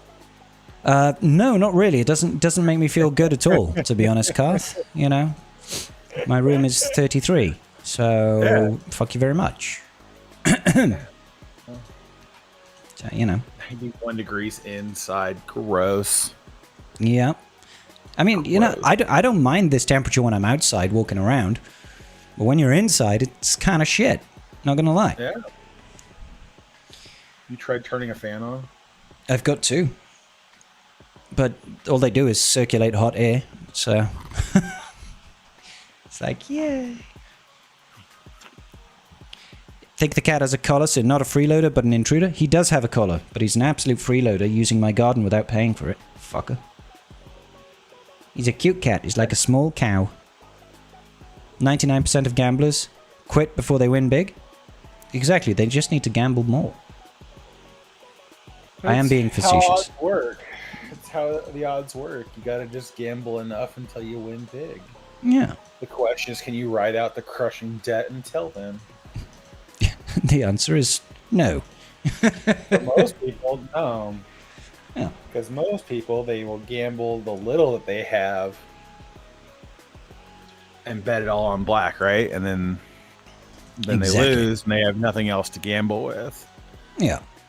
So, everybody at home that's wanting to have their questions answered today, please go head over to my Discord server where there is a dedicated channel for Tribe Talks questions, and we will maybe answer them later. Maybe. Depends how much you pay us. I think that's usually the way it goes. I mean, I'll pay Karth double if somebody asks a really nice question. So. Get your twice your going rate, Karth, okay? I ask questions at a R10 per question rate. That's your answering levy. It's like, okay, yeah. I'm just gonna need like $200. Right. Yeah.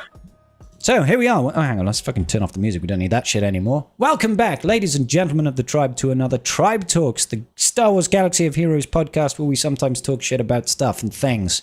I'm joined by my wonderful co-host. His name is Karthrick, and today he's wearing a bald cap. No, I think it's just a regular cap that's backward, actually. How you doing, Karth? I'm doing well. Good. And it is. I just realized that I had it on all morning, and now my hair looks like trash, and so I'm just gonna wear it. I definitely have backwards that problem too. Mm-hmm. Yeah, happens to me all the time. What's got news like with 2 you, or 3 buddy? strands that are just going all over the place. Probably. Yeah. We need to get that taken care of. Yeah. Not much. Nothing much going on. I mean, we're at that fun part of the game where we got the entire era given to us, and now we have to sit here and wait for 3 months to play with the characters outside of Coliseum. So Yeah, it's a fun time. It's a fun time to be alive. Definitely. 100%. I mean, to be honest, it's the first week of Coliseum isn't too bad because, you're like brand new unit, brand new loaned units, testing out each different Coliseum boss.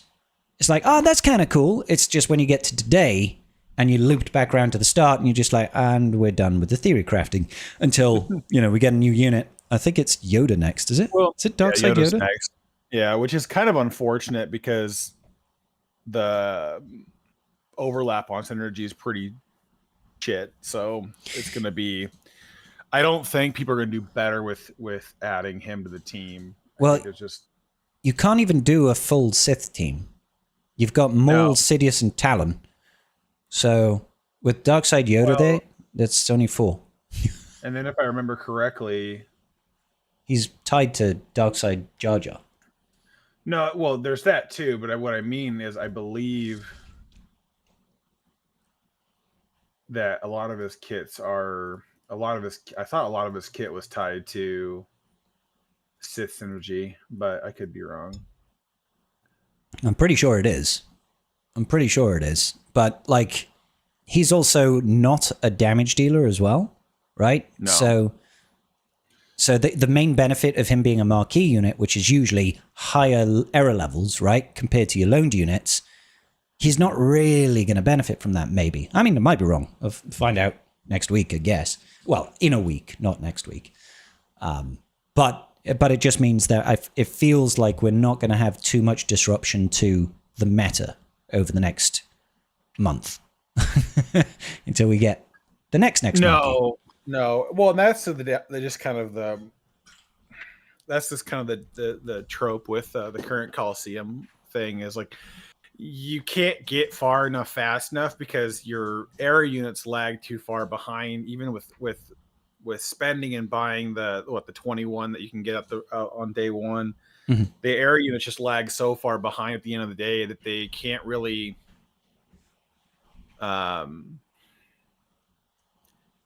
your marquee has to carry them, but you're stuck waiting for certain checkpoints. Like level 55 is as high as you can go right now until we get more Xerics in the game. and you can't whale on the materials to go any higher. So you're locked at 55, basically for the next 8 days. I think we might get enough Zerix with the Yoda event to continue past it, but it's like, do you want to take Yoda or do you want to take just Mara, or what do you want to do, right? And so it's just like, but like where I'm at right now, 55 on Mara, right? Yeah. Oh, I got to pull up the stupid thing.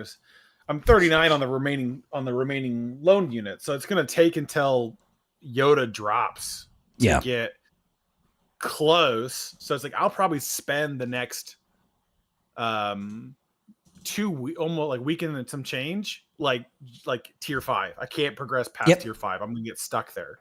And it's like it's like the one thing where like anybody who spends a ton on like the early mats to get like day 1 really far ahead, I'm just like, I feel so bad for you, because it's like you gotta swipe the credit card like 45 times at $3 a piece. You're gonna melt the plastic. Yeah, to get the material, like all the materials you need to get super far day 1. And it was like, I think level 35 is where you capped out day 1, because you can't get the next tier's materials. Right. Anyways, and I was like, I understand why they're slowing progression. I get that part of it, but damn, it's like, what does it matter? Like, as long as you can stay in the top 10, then that's all you should be aiming for. You shouldn't be aiming for first. Pretty much. But I mean, I had that conundrum today when I was going through doing my crate runs. I was like, I got to 7th in the leaderboard, and I was like, I have the materials to get like an extra 4 or 5 error levels on my Mara Jade, but I would need to spend 300 crystals getting error leveling currency. And I'm like, I could do that, and it's only 300 crystals, right? But it doesn't really do anything, because if I'm still top 10, I still get the best rewards, and I'll just, next time the crate comes around, I'll be there. Like, so it's like a waste of 300 crystals to me at this point. I'm like, yeah, just it's like everybody who I'm facing that has maxed FDCs right now. Oh, you're talking about the Rotter one and the Snow Trooper Commando one and all that. Yeah, I've got multiple opponents in my bracket that have maxed FDCs right now. Yeah, that's just pure cash. Well, actually, not necessarily. No. You in theory can get, for the FDCs, the only thing that you have to crystal buy is the Mark II upgrade materials. That is the only thing that you have to crystal buy. Everything else, in theory, with enough of when, if you do it from the day the store turns over to the new Datacron set, you can, and you have the ability just to constantly pump things for charge up currency. You could, in theory, get the FDCs without having to buy the Mark 1 or Mark 3 materials. You just need to buy the Mark 2. But even then, it's like 14k crystals. Yeah, it's a lot. And I'm just like, listen, if that's why you win, that's why you win. Happy for you. And if you want to test it, you want to test it. Happy for you. But you're dumping 14k crystals to basically net an extra 2,500 crystals for the week. I'm like, man. And that's if you win every battle as well. Every round of GAC. If you win all of them. Now, I put like 4,000 or 5,000 crystals into the FDCs to get them like level 6 or 8. Okay. Yeah, so you got some of the abilities. Yeah. Yeah, because I was able to just do most with charge up currency and then put the extra into it. But, it's like, it just at a certain junction, I'm like, I don't understand that level. Like, I don't know what the benefit's going to be, unless there was something about TW and you're desperate to have a high win rate in TW that it was worth it. But that's what I had. Yeah, I always have to stop myself and look at it. I'm like, big picture, is the investment going to have an ROI worth a damn? No. Yeah, no, exactly. It's not. It's a 1 week advantage, and that's about it. So yeah, I mean, far be it from me to tell people how to spend their money, I guess, is how I'll tell them how to spend their money. There are better ways of doing it. That's all I'm saying. I don't got a problem if you want to throw cash against the wall at this game. There's a certain level of like, what do you, like, if you just want to set things on fire, like if you want to set a pile of money on fire, there are better ways of going about it. That's all. That's all. No, I do agree. I do agree. Yeah. How has your GAC gone? You talk about facing those maxed out FDCs. I'm 2-0 right now, and Nice. both opponents haven't cleared my front wall south. Well, damn. The hell are you putting on front wall south, Karth? I need to copy it. It's just the new marquees teams, you know, the new. It's because I clear with like 1 or 2 drops, Yeah. and they drop 1 or 2 battles on the front wall and then give up. So like my last opponent last round, he actually legitimately got stuck on what's her nuts, Glat. Okay. And so he couldn't clear Glad to go south. He cleared everything else. It took him like 6 battles to deal with the new Carson team and the new Imperial Trooper team. You actually set Snowtrooper on defense, huh? What team did you go for with Snowtrooper? Well, it's Snowtrooper, TIE Fighter pilot, and Snowtrooper. Snow, and TIE Fighter pilot. I have the Chron level 6. So. Oh, okay, yeah. It was just that's the only reason I set it. And then, you know, I've got Snowtrooper level Relic 9, I got Commander at Relic 10, TIE 10? Fighter pilot. Oh, he's a tank, isn't he? Yeah, it's a tank. That's the requirement. Is unit tank? Yes, R10. Unit tank R10, especially the new ones, man. Like I did the same thing for Zeb. Took Zeb right to R10 as well for the exact same reason. And it's only been paying dividends, right? He's just so stupid chunky. Yeah. And so it's just hard to put down. But yeah, it's one of those things where there's a certain level of invest. But yeah, people are having a hard time clearing that. I think all of it really comes down to is that there's just not enough information base out there for what counters the teams yet.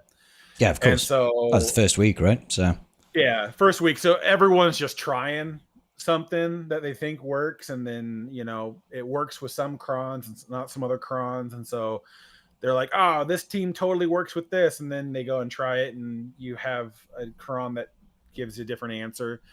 Yeah. So it's a little different.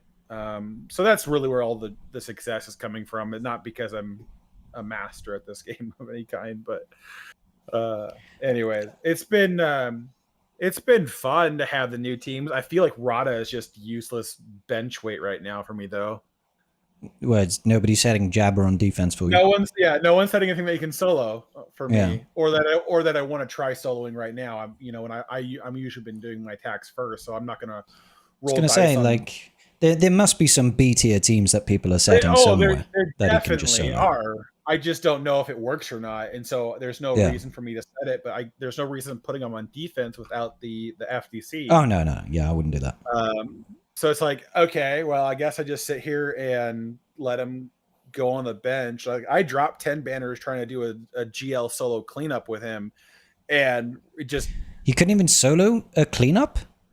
No, because, well, it was Glat, and so Glat just sat there and counterattacked its death. Well, no, just sustained it. Yeah. She keeps putting up the bonus protection, and then that Glat had the ISB cron, so it's just can't deal any damage to him, and so... Yeah, it's just like you reduce her defense right on a basic, but she's just going to counterattack everything. Like I said, get the bonus protection and slow everything down. Well, and she's got crit avoidance up the ass with the ISB cron. And defense as well, right? Yeah. Yeah, so it's like I can't do anything to her, so I was just like, whatever, I don't care. Yeah, I'll just go around it, but it was fine. I mean, it'll be more fun with the FDC in play and be able to actually do some stuff. But, because I faced it on offense, I had to go against it with the full cron. Yeah, and that is an annoying fight. Oh, is it? Not yeah. Yeah. What comp did he use? Was it Piggy and? No, actually, unfortunately, it was really dumb. It was a really dumb comp. Okay. It was Wat Tambor and Hermit Yoda. Okay. Yeah, well, and it's unfortunate, right? Because with Rada there as an attacker, there's no guarantee who gets the tank tech. The tank tech. So of course the tank tech went to Hermit Yoda, and Hermit Yoda died before he could get Master's Training onto Rada. So I didn't really do anything. There's also no guarantee that Hermit Yoda puts Master's Training on Rada, right? Because he could just put it on Watt.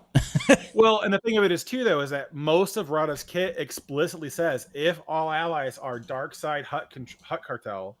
Yeah, it's like it kind of walks you immediately into that. Like, it's kind of the whole point of using the FDC, really. yeah.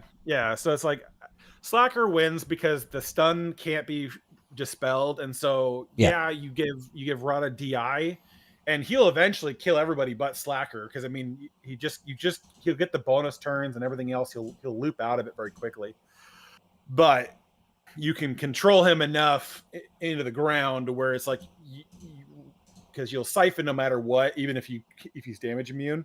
Yeah, and so then eventually you'll just swipe him once and Rada dies. So yeah, it's eventually. Just it's an ugly fight, but it does work. And so and then that's the thing is, with the current Krons in play, there's just not enough things begging for Slacker's attention, especially with the blue set dusting here soon. Mm-hmm. That like once the Lumicron goes away, Slacker is basically a free agent again. He can kind of do whatever you want to do. And so people are going to be slapping Rada down on defense, and people just going to put Slacker versus Rada. I mean, maybe after the first week, people will be like, "Oh shit, yeah, what am I going to use versus Rada?" Yeah, I just use him to go 5, full team, something for fun. But yeah, the team, the FTC is interesting, and it'll be interesting. But the one that actually I'm terrified of. What it will do in 5s is the New Republic team with their FDC, because they gave every single character like a paragraph. Like it's not like a one-liner. Yeah. It's a good it's chunk a big chunk. Tech. Yeah. And they're already terrifying in 3s when 2 of those characters aren't even present. Just like yeah, I have set a Carson Tiva team, but only for one round, so it's pretty hard, and I've not seen the summary. They got one tapped, but I have no idea what they used against it. So, well, and you don't have the FDC cooking. And I don't have the FDC now. Yeah, because I only have it at level 7, or no, actually, sorry, only level 6. Mm-hmm. So I just have the Carson Tiva part unlocked, but it's like Carson gains 30% offense whenever he counterattacks, stacking up to 100%, 150%. Yeah, that's decent. He can't be defeated while other allies are active. And when he uses Keeping the Peace and New Republic tank ally assist, for the first time each enemy reaches 5 stacks of on the run, New Republic allies gain 50% turn meter. And then Carson Tiva recovers 30% health protection and gains 30% crit damage until the end of the battle. And it's like that can get off the rails. Now, granted, it's a lot of extra damage. The good one's the level 9, where basically freaking R5 gets use his detonate turn 1. The immediate thing. Yeah, that is kind of nutty, to be fair, because that's not a fun way to start a round. Just like boom. No, it's literally gonna be one of those things where it's like, do I use Slacker to kill first or the New Republic team just so I can stun R5 right at the rip? Like, or you just because you can't beat Han Solo. There's that too. People have been using Han Solo with the non FTC, but the team's just so frockin' tanky, man. Yeah, like it just like I've been using EP Mara Darth Vader with the start bonus turn start. Yeah, and so that's helped a ton because you just fracture the team and you can control it from there. But otherwise, Jesus Christ, it just rolls off the rails pretty quickly. It's fun times. Yeah, I'm finding it hard to find the time to actually learn these new kits at the moment and learn how they actually work in 3s and in 5s. In 5s, it's easier because it's like, right, we kind of have the team, right? It's kind of prescribed, right? But when it comes to 3s, especially without the Datacron, I'm just like, I don't know what these guys do. I can't be asked to try and theory craft it right now. I'm just going to throw it on and hope. The only one that I couldn't find a home for was Colonel Ward. I actually put Grogu and Zalians with Bo-Katan on defense. With Bo, really? Okay. Yeah. How's that working out? I mean, I got a hold. They didn't. The round Assuming one, that's they didn't for get the to it. defense to attack Cron, right? Yeah. Yeah. So round 1, they never got to it. Round 2, they did one battle and dropped. Now, my guess is they quit attacking it solely because the fact that after that drop, there was no way they could banner recover enough to win, and so they just quit attacking and they quit the round. So I don't know what that's going to be, but it's just honestly, there's just not a lot that goes with the Mandalorian comp. Just that the part of the Omicron activates with Mandalorians, and it's just a different team, right? There's no data, no information on what you can use to counter it and stuff like that. So that's about as far as I've taken it. But I don't. Be interesting to see the insights of it next week to see what's going on, right? Yeah. So I don't imagine a huge shift. Like it's going to change the data points very much. I just think since you can't look it up on insights, people have to guess, and that's the only thing that's causing any problems for anybody. Yeah. Yeah. The rule of new. The rule of new is the rule of new. Yeah. So we'll see what shakes loose moving forward, but yeah, I mean that's fair. That's fair. So overall, how you finding Mara Jade? Generally speaking, you quite happy with Mara Jade? I think her kit's kind of cool, to be honest. She's really interesting. I'm actually kind of wanting to see if I can power condense JML into a monster of a team. What? JML, Luke, Mara Jade, New Leia, and Cal. Yeah. Yeah, that's a pretty nutty team, to be fair. Well, because honestly, man, freaking Mara Jade, it does not take her long to ramp some nutty offense. It's true. It's true. Like just watching her like do her second special in Coliseum and deal like 30% of the bosses, like of like the tiers max damage. Like damn. Yeah. That's a big jump. Like timing it out when she's got offense up and Luke has put vulnerable on the enemy and there's been lots of assists and you just land that big hit, you're like boom. That's where the damage is at. I love it. So yeah, that I've enjoyed it so far. I mean, it's a fun character and a fun kit overall. I just think the only downside with how Coliseum works in a nutshell is like it's not entertaining to use her past a certain point because like the team comps are gonna, it takes us like a couple days to get everything sorted out onto what is most ideal. Yep. But then it's like Yoda comes, he doesn't improve things except for that you can have a higher error level. So he might just be there if you can get him, substantially beyond your era loaned units in leveling. Yeah. So it's like almost like when he shows up, he's not going to do anything. So it's like it's waiting for a month to get a character that might be more fun to play with. Yeah. Like, who is it after Darkseid Yoda? It should be Luke's Starkiller concept. See, I think, to be fair, I think that Starkiller Luke is definitely going to change things for Coliseum, provided you can get him to comparable error levels, because like CLS is already pretty good inside of Coliseum. I can easily see throwing in Starkiller Luke into the comp or building a Rebel only team, doing some good work there. Whether it's going to be better than what we have already, I'm not sure, but I think it has the opportunity or the capability of going further. But it's like you say, it's a month away. It's a long time to wait. Yeah, exactly. I get why they slowed progression down, but it is rough. Just like you get so much the first couple of days, especially like it's just so easy to progress, and for everybody, you're kind of constantly making progress for the first couple of weeks. But like that second marquee drops, and it's like, yep. What are we doing for 2 weeks? Like barely progressing. Maybe by that time I might get into tier 6 of Coliseum. Yeah. And it's just like, all right, well, I guess we're just gonna. Does the final tier of the Darkseid Yoda event give additional Xerics, and is that going to make any real progress? Because I'm wondering if you were to 7-star day one, is that going to make a difference?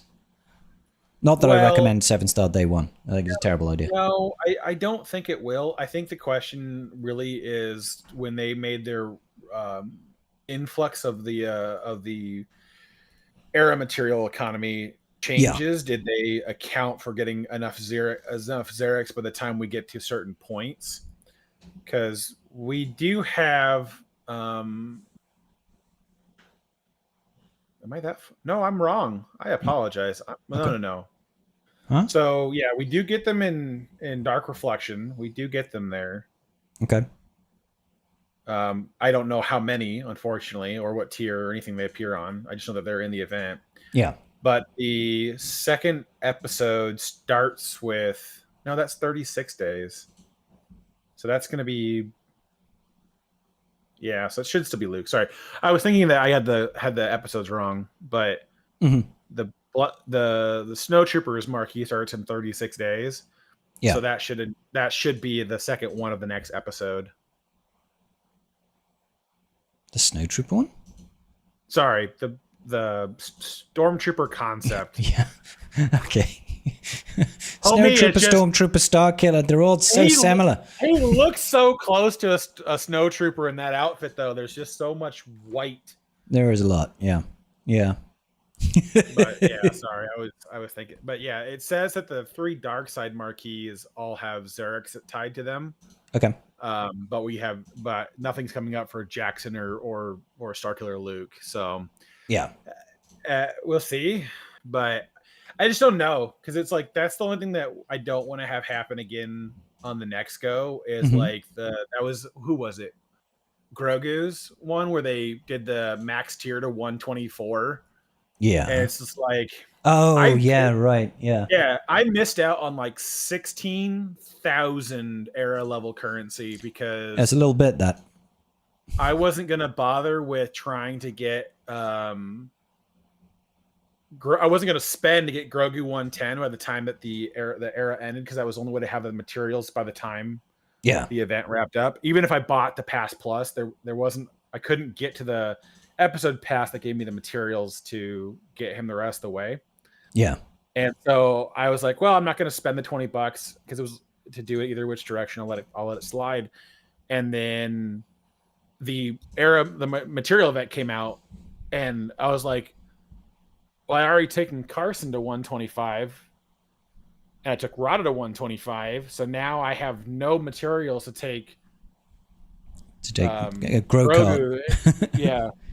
Up to 125, and I was like, well, and it's not like there's just no other way for you to do it. You couldn't wail on it to get the extra Xerics. You can do nothing to counteract it. It's just frustrating. That is.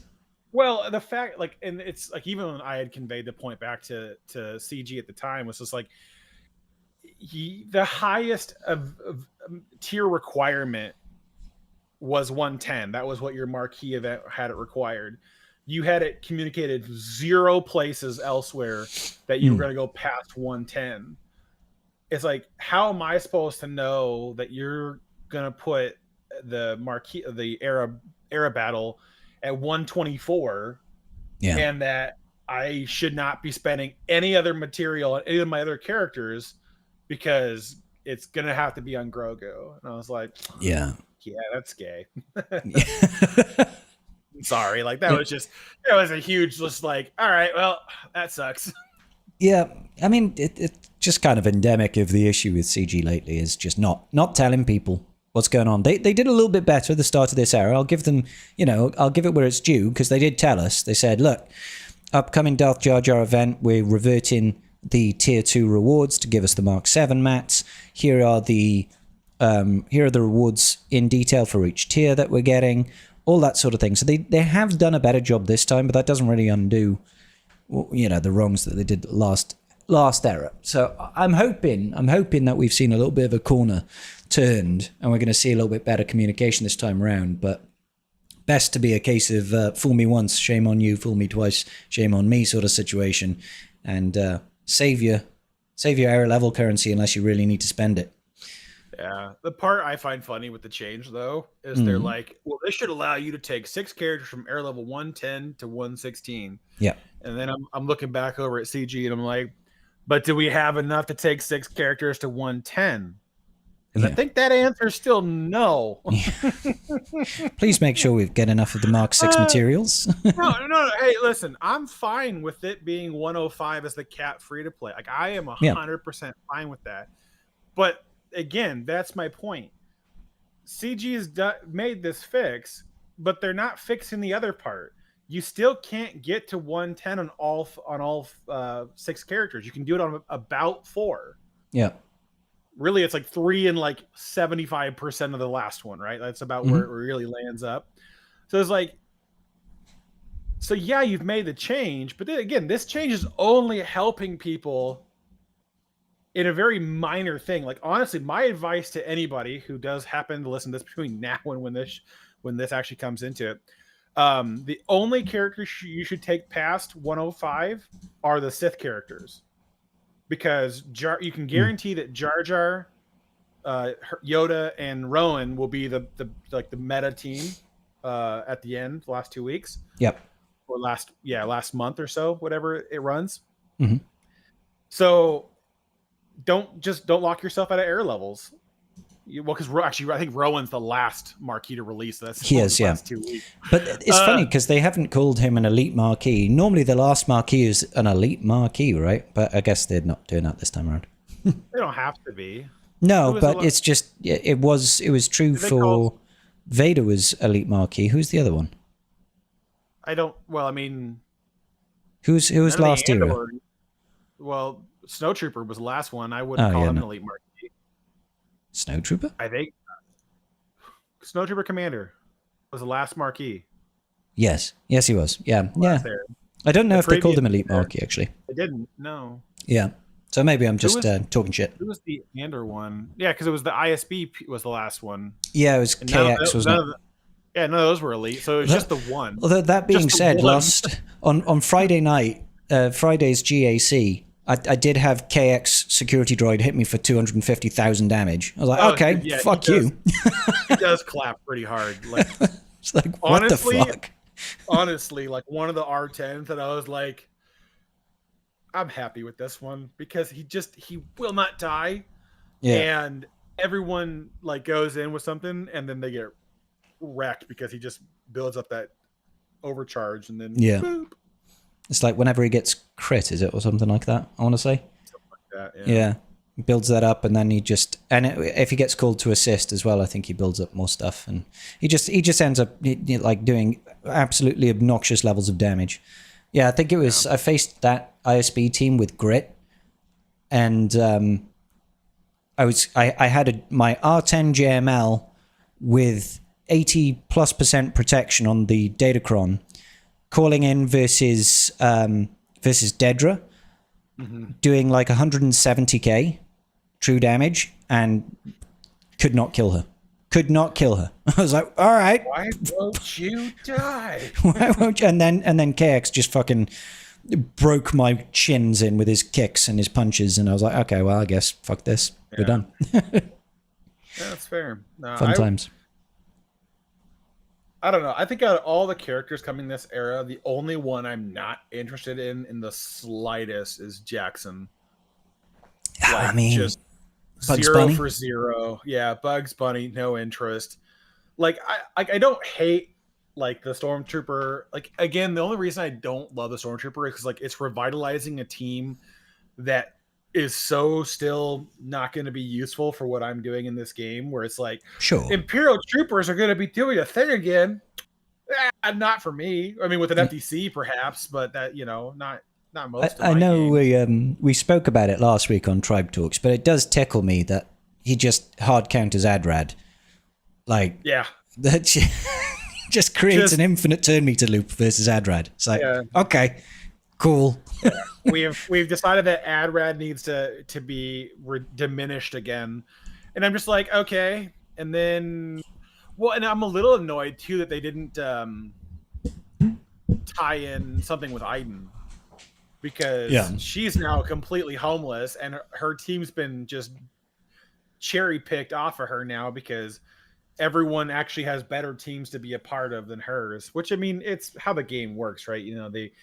They build something out, let you use leftover stuff with somebody, and then they eventually put enough stuff together to where they pull it all back to somebody else. Yeah, so. yeah. It's like seasonal. Teams come and go all the time, and they just like, it's been a couple of years since CLS has seen some love. Let's give him Starkiller. Starkiller Luke. I do wish they'd just called him Luke Starkiller. Like, instead of concept Starkiller bracket concept Luke or whatever. The fact they call it Stormtrooper concept, I'm just like, come on. Yeah. We couldn't have come up with a... Couldn't they just give him the tag concept instead of putting it in the name? Because I like the idea of concept units. I think it's cool, but to be honest, I'm annoyed that we got Stormtrooper concept before we got Praetorian Guards. Like, oh mate, Praetorian Guards would have been sick, dude. It's like, out of things we could have added to the Empire faction, this is what we're choosing. I mean, we still don't have the First Order traitor. With the electric baton. Like, why do we don't have Red 5, but we got fucking Jackson. Who's Jackson, bro? Who's Darth Jar Jar before Red 5? What the fuck?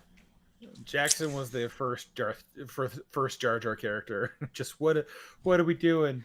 Yeah, but I mean, he sounds interesting. When you look at him under like a dash lead, like he sounds interesting. But man alive, it's like I don't know where I'm gonna find interest in this at all. Just like, you're gonna make me level it up, and that's about it. It's to be honest, for me, this particular era almost feels like inverse in the enjoyment factor. I'm like, you start off with a banger with Mara Jade. I'm just like, okay, it's downhill from here. Like, I'm interested in concept Starkiller. Like, quite interested in that character. That's kind of cool. After that, I love the idea of Yoda, and Ronin looks cool aesthetically. I suppose Dark Yoda looks cool aesthetically as well, but because they're just Darth Jar Jar units, it feels like the creative space there is very limited.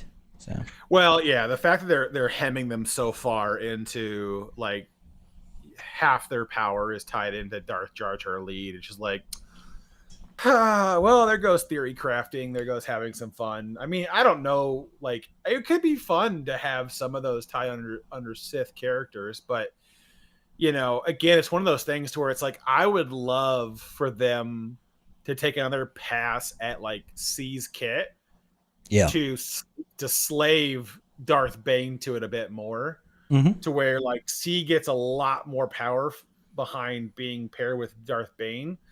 Versus Darth Bane being good anywhere else but with C.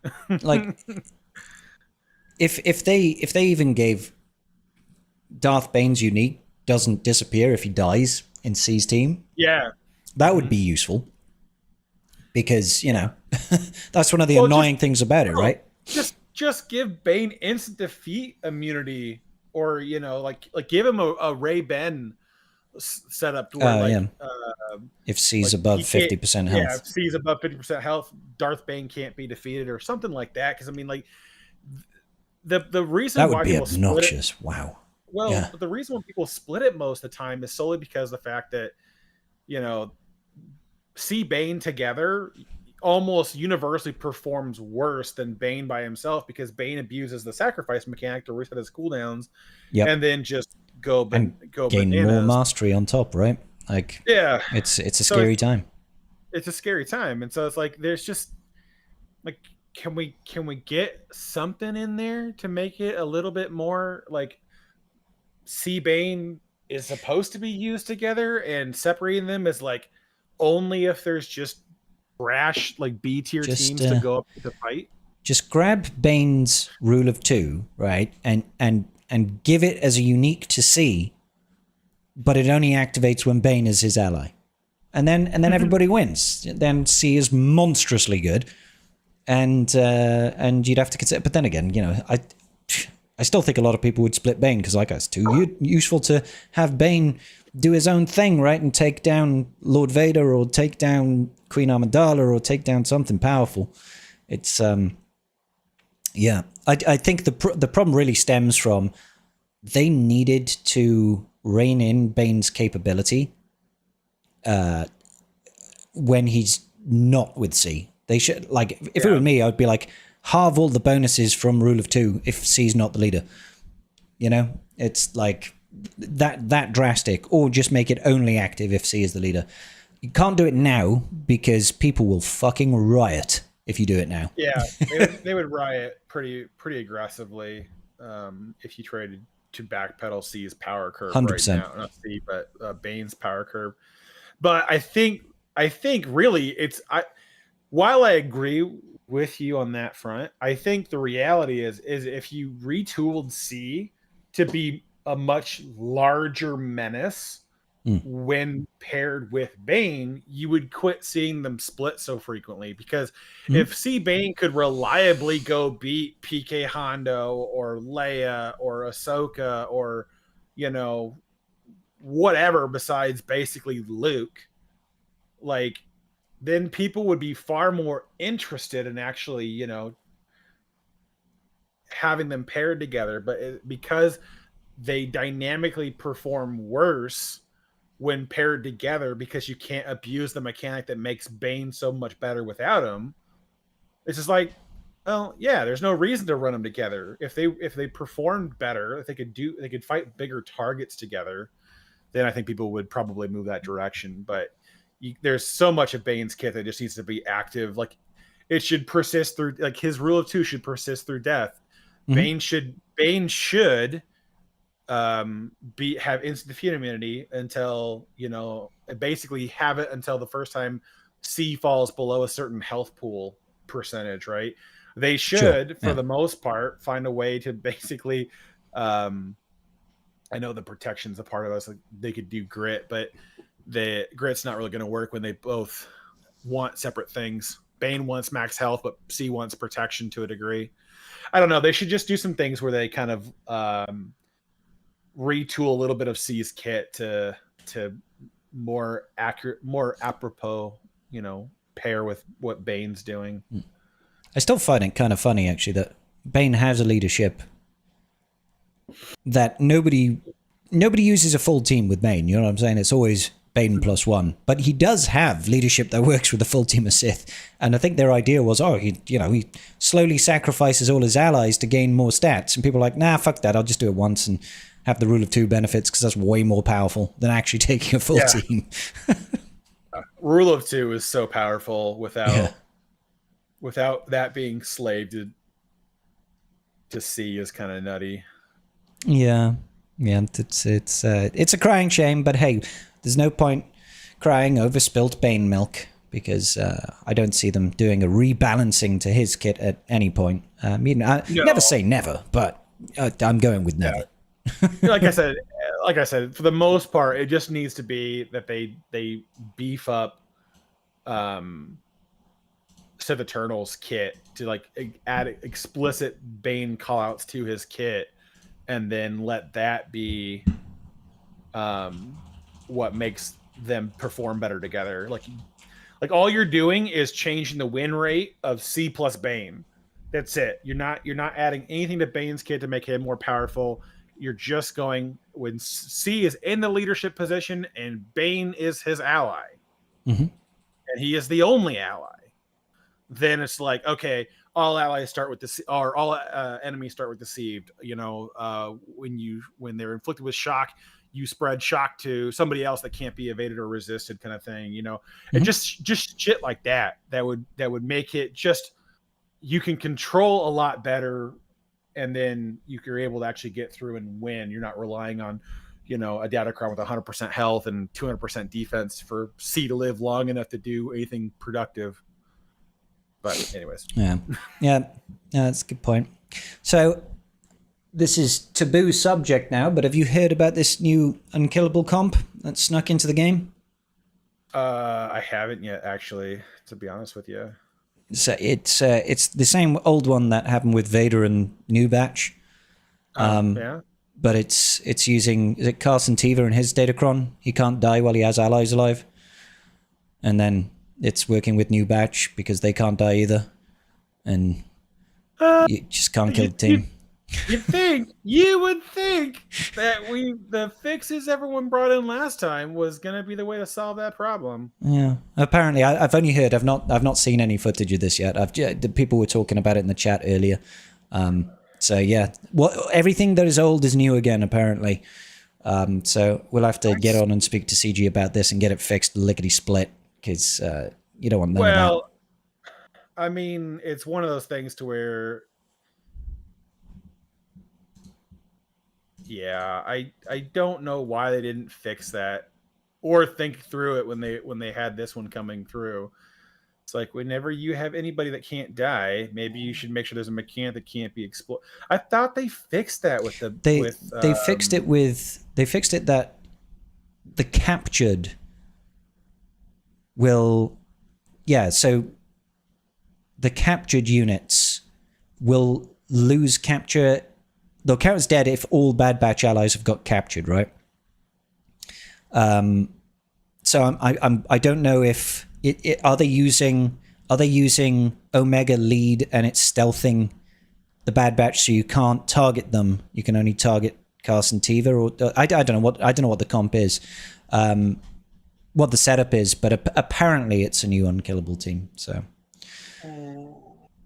I won't pretend to understand it. But yeah, Carson Teva's level 6 does say Carson Teva can't be defeated while other allies are active. So even when they're captured, they're still counted as active. But yeah, I'm guessing in 3s it has to be Omega lead plus one Bad Batch, right? It doesn't have to be, because its odd little clone is the is it the unique? Is it? It's the unique, yeah.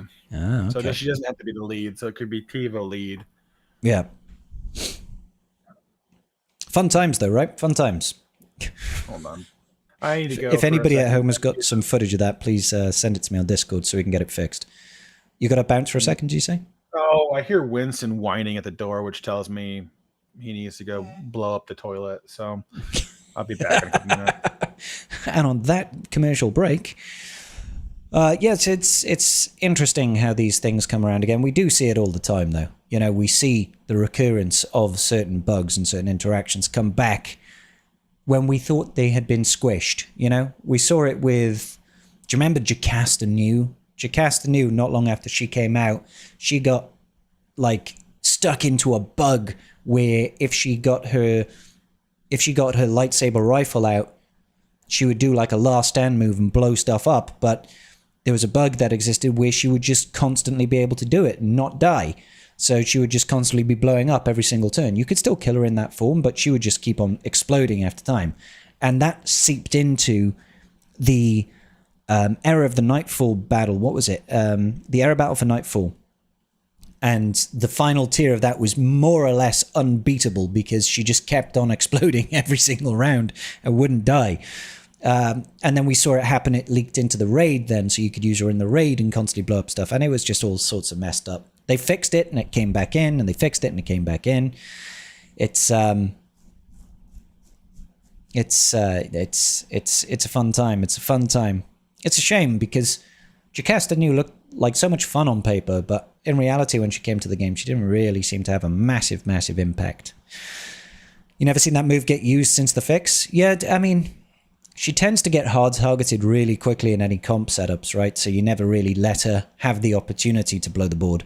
But even then, it feels like either people can't build her right, or she just doesn't have enough damage in that AoE to actually do any real damage.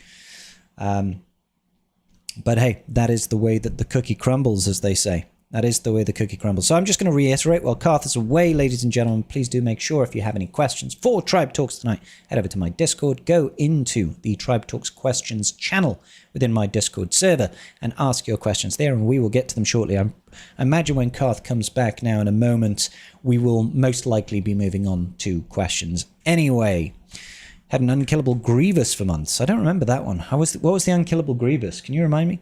Oh, was that in one of the assault battles? Was that in one of the assault battles? I'm trying to remember now. Like the Separatist Might one. The Night Sister event. It was the Night Sister event. Oh, I can't remember. So something rings a bell. I just can't remember what was going on with unkillable Grievous, but I vaguely remember it being a thing. There's something in the back of my head that's like, hey, do you remember that? I'm like, no, I don't remember it off the top of my head. They fixed that. Yeah. You had a GAC match using Bane against Keller and Beck and two others. Can't remember, but Bane could not kill Beck even when he didn't have foresight. Yeah, there was there was an issue at one point with Keller and Beck becoming unkillable. I can't remember what it was, and we have a similar one at the moment with Rebel fighters, right? If you use an insta-kill to kill Luthen, oftentimes you can't kill Clea because it doesn't trigger the thing that Luthen has died, basically, and she becomes unkillable. Like, there's a lot of instances of that. Do you have AliExpress in the UK? Yeah, I can't say I use AliExpress because they're like dodgy websites. Don't know what I'm going to get when I order. So yeah, I have ordered myself a new monitor recently. I need to get my 2 side monitors, then I need to get monitor arms, but it's all costing a fortune. So I'm like, I've just had to spend a bunch of money right now doing up the garden, and I'm like trying to gather the funds to get stuff back together. Welcome back, Carthrick. You okay, buddy? You are muted, sir. Yeah, I'm good. Yeah, good. No, Winston has a very specific whine, and you can hear it across the house with relative ease. You know he's screaming, "Dad, toilet!" Oh Toilet! yeah. It's he only whines about a couple of things, and one of them is food, and the other one is taking a shit. So, I mean, I whine about both those things as well. To be fair. Yeah, no, it's completely reasonable. Yeah, I think they are definitely. Sort of top 5 things to whine about. It's toilet, food, and alcohol, I guess. At least that's the priorities that I usually put it on myself. Yeah, no, that's fair. Yeah, we were just talking briefly about the various bugs that resurface over time, and I was like, the Jocasta new blowing up everything bug, the one right now that we've got with Claire becoming unkillable if you insta-kill Luthen, that bug. Apparently there was a bug, I do vaguely recall, when General Grievous couldn't be defeated inside one of the assault battles, or something like that. Yeah.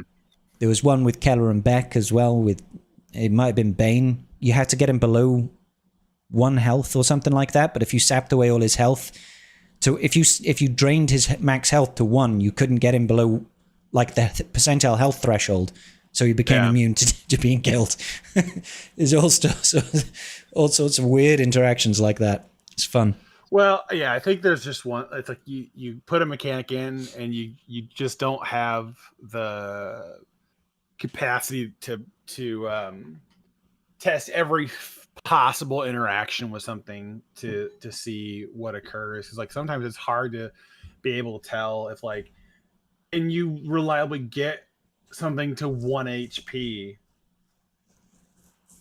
It's like there's only a few characters that can do that in the game, right? Yeah. And so it's like anything that requires being like 50% health, it's like it's not really that big of a deal until they get reduced to 1 HP and they can't take any more damage. There's no such thing as 1 health. What's funny is this isn't really a bug, but if you get like Ben or something to 1 hit point and Ray goes into ult, you can kill him. Because they only take 1 damage while Ray is in ult. But if you have him at 1 health, literally 1 health before or during that ult, you can actually just kill him when she's in ult. And I've done that before. That's quite funny. Yeah. I thought, what else did I do? Oh, sorry, go ahead. Yeah. Well, that one's funny because it's not a mechanical, it's not a bug, right? It's just mechanically how the game works. It just reduces all damage to 1. So the odds of you getting somebody to literally, 1 damage while she's in ult is pretty low, but not impossible. So that one, at least I'm like, all right, whatever. Yeah, there was one that was really weird where I either used C or something versus Gas, and Gas was sat down, and I killed him when he was sat down. I was like, okay. I did like an AoE, killed everybody. He didn't even stand up. He just died. I was like, all right, cool. I guess that's something. I was in a GAC was it last week? Or I can't remember. But that was, I'm pretty sure that was a C solo versus a 5v1 team. And Gas didn't even get the chance to stand up again. I was like, all right, I'll take the dub. I'll take the dub on that one. Anyway, Karth, shall we take a look at Tribe Talks questions? I haven't had a look to see if we have any. Boop, boop, boop, boop, boop. we do have some Tribe Talks questions. So let us read them. Our first one today comes from Bubba Joe. Greetings, Council of Scribe. I come to you in search of brand new day for Swigert. That's the Spider-Man film. I loved it.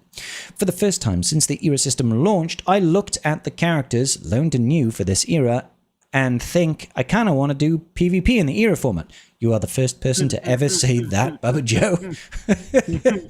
Do these characters excite you for the prospect of PvP more than previous era characters? I mean, I like the concept with this era a bit more because there's just more types of units. Sure. Like that's the only thing that I see as a net positive here is like you have the scoundrels, the Jedi, the Sith, that kind of stuff. You have options of what you can use as the era progresses, and it's not just like, hey man, the First Order or the New Republic team is going to be the best team when we get to it. Like just wait until we get to it, and then that'll be the best. Like, oh, okay. But like this one, like there's some viability. You could make some things work as you progress down the line, whatever you end up doing. But outside of that, no, I'm not excited for era PvP because it's only going to make the drive on spending more egregious and a bigger pain in everyone's ass. One can safely assume. I mean, the way I look at it is go back and check on the dogs. Yeah, all good. The way I look at it for era PvP is that I don't think anybody really cares too much about standard squad PvP, like squad arena, right? And that's what this is. It's squad arena, right? But using your era units. So it's like, do I really care about doing that? It feels like it's just a massive whale fest. And don't get me wrong, if all things were equal, we had all these teams and we could find the comps and stuff like that and you could properly theory craft it. But realistically, it's going to be hampered by what's your star levels, what's your era levels, mostly era levels. And your loaned units are only going to have so much viability because even right now, my Mara Jade is era level 40, something like that, but my loaned units are 22.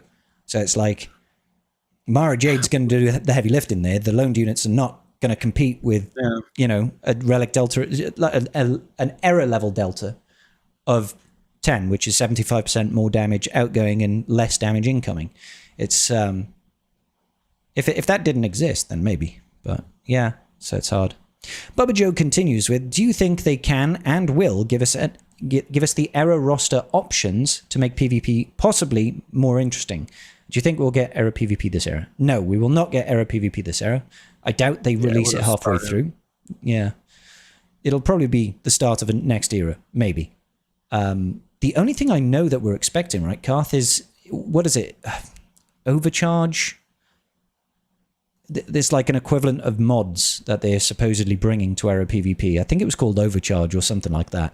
Something like that was the mechanic they'd floated around, but I would assume that era PvP would come before that, and then they would bring that in as a way to basically whale your way to actually having a strategy besides just grabbing your era units and throwing them in against the wall.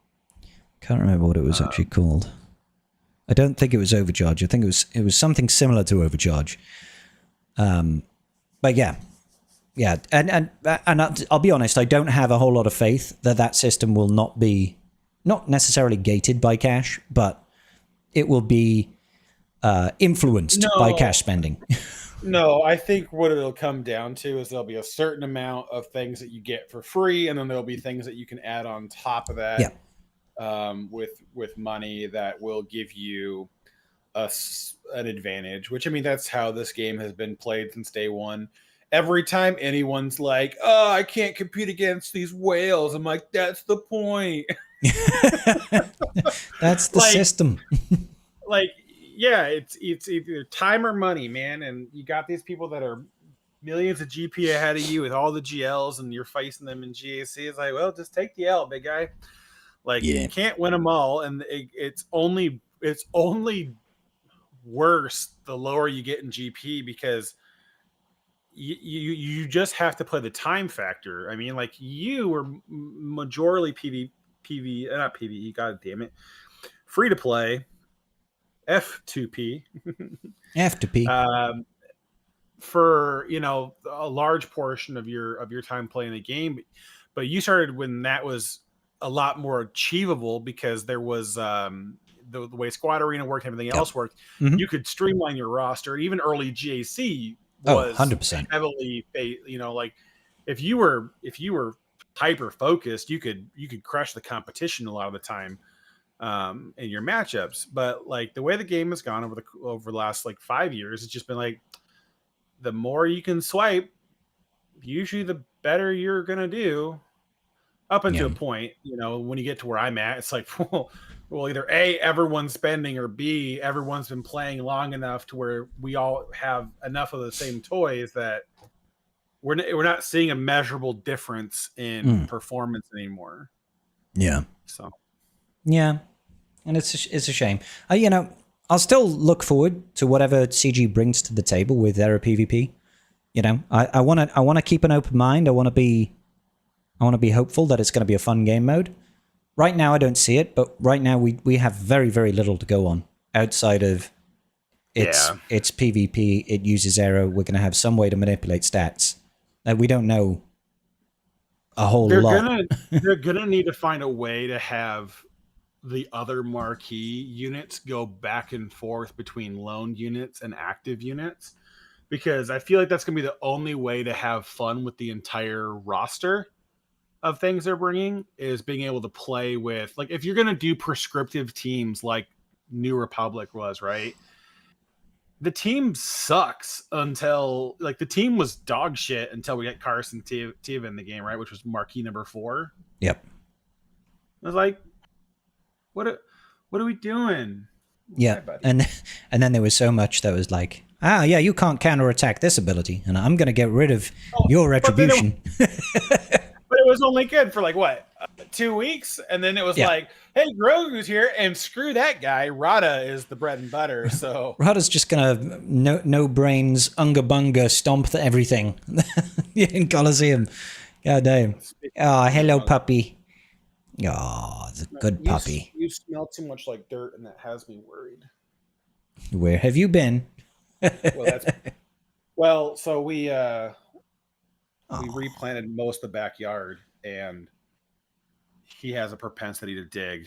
And so right now they all wanted to go out and sunbathe. And so I left them outside, which is why I went back to go check on them, to make sure that Mr. Man here hadn't decided to go his one-way portal to China. Yeah, try and dig his way all the way through the center of the earth. Yeah, he's just a puppy, right? So if he starts to wander, it's an immediate sign for chaos is about to happen. So yeah, no, but he's a good puppy though. Yeah, he definitely tries. I have new treats coming for him today. We're doing something besides the penises. Oh, you're trying to get away from the bull dicks, huh? Well, so with him initially, they were great because it took him like 3 or 4 days to get through one. Yeah. And in the month and a half that he's had them, we're now to where it'll last him about 6 hours. Fair. And they're like $9 a piece. Yeah, he's earning a full-time wage now. Yeah. So the issue is that he needs to have one basically every day solely so that he has something to do most of the day. He's got enough energy where he wants to go do stuff all the time. Yeah. And we can't, be the 100% active with him. That, and then the backyard is like, a no-fly zone. Otherwise, I'd just let him go outside and have fun. But yeah. So anyways, it's like I would need to spend like $600 a month on penis. Just like, no. Things you don't expect to come out of Carl's mouth is, I need to spend $600 a month on penis. Dude, man, just the fact that like that's a statement I have to clarify. Just like, I didn't ever think in my life I'd be spending money on penis. You're like, God damn it, my dog's eating too much dick. Yeah. So we bought some larger elk horns for them to see if they'll go after those instead. Those supposed to last like 4 to 12 weeks. And so okay, we'll see how that goes. Well, my concern is that they're going to have zero interest in them. That's been our problem with most of the chews up until this point, is that they just don't give a shit.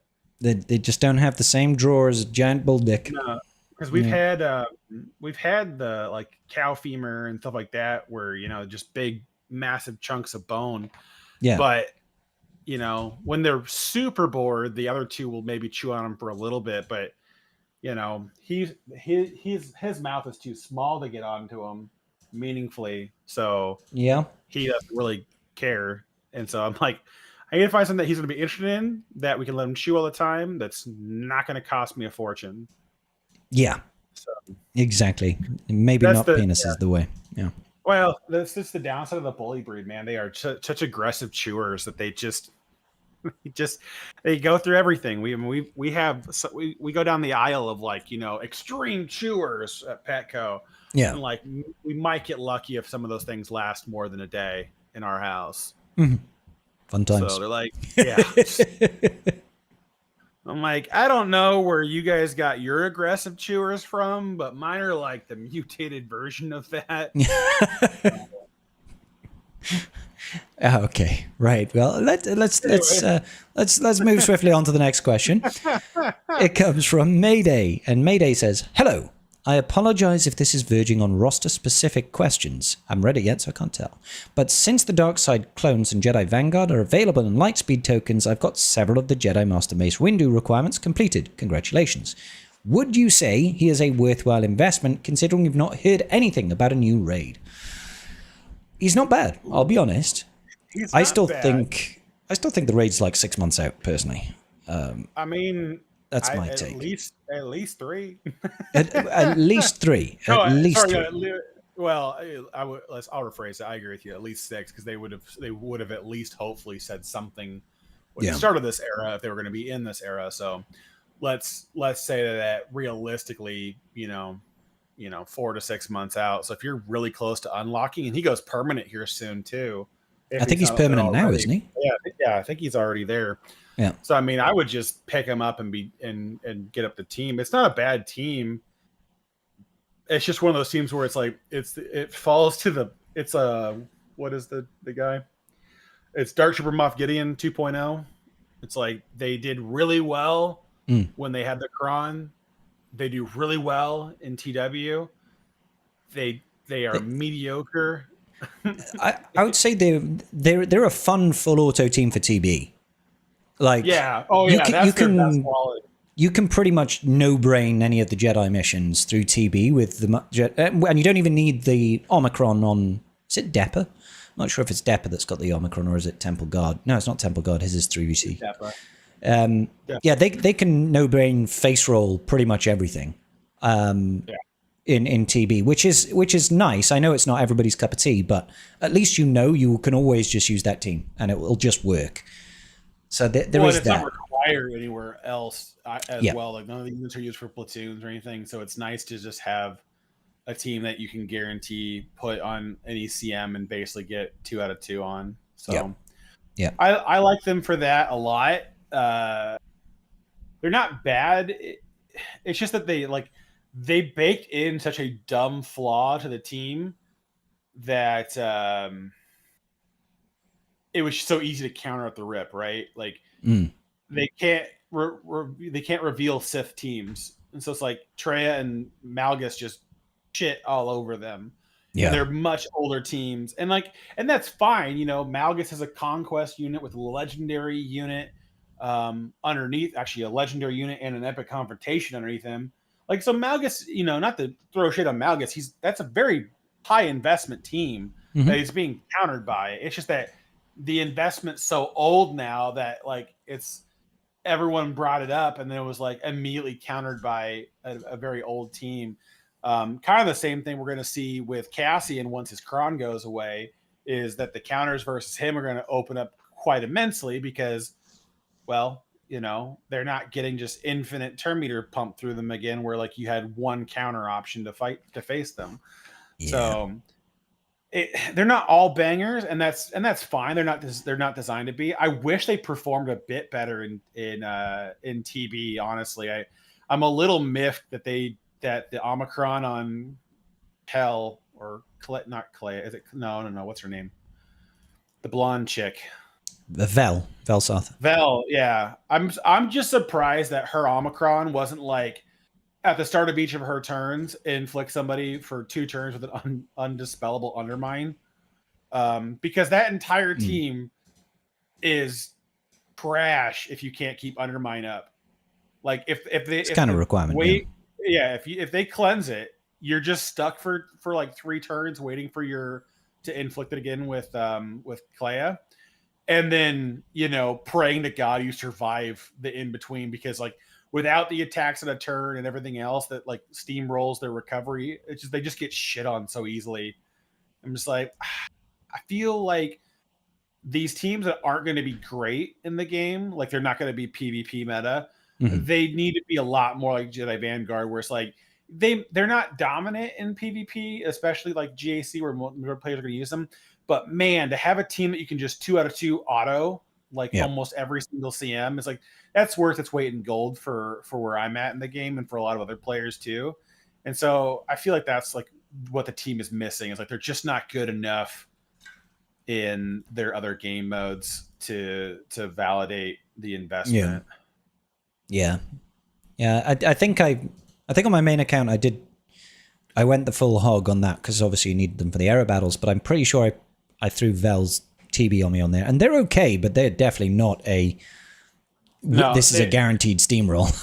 Yeah, there's a few planets, especially the middle planets, where if they can't make the undermine stick, they just start getting picked apart egregiously. And they have there's just planets where they can't sustain through certain things. So it's just I feel like the kit works really well when undermine's in play, and the second undermine is gone, like they can cleanse it or whatever else, it's just immediately the team goes to just like hitting like a bunch of wet noodles. Yeah.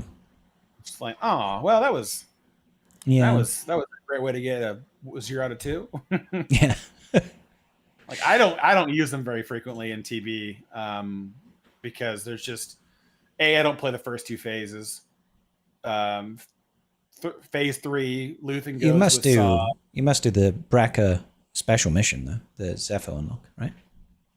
That doesn't require rebel fighters, but yeah, no, I do. but that's the only thing I do phase 2. Yeah, yeah, that's the only thing I do phase 2. But phase 3, you use Luthen on Kashyyyk, and then casting with that Luthen is pretty trash-tastic.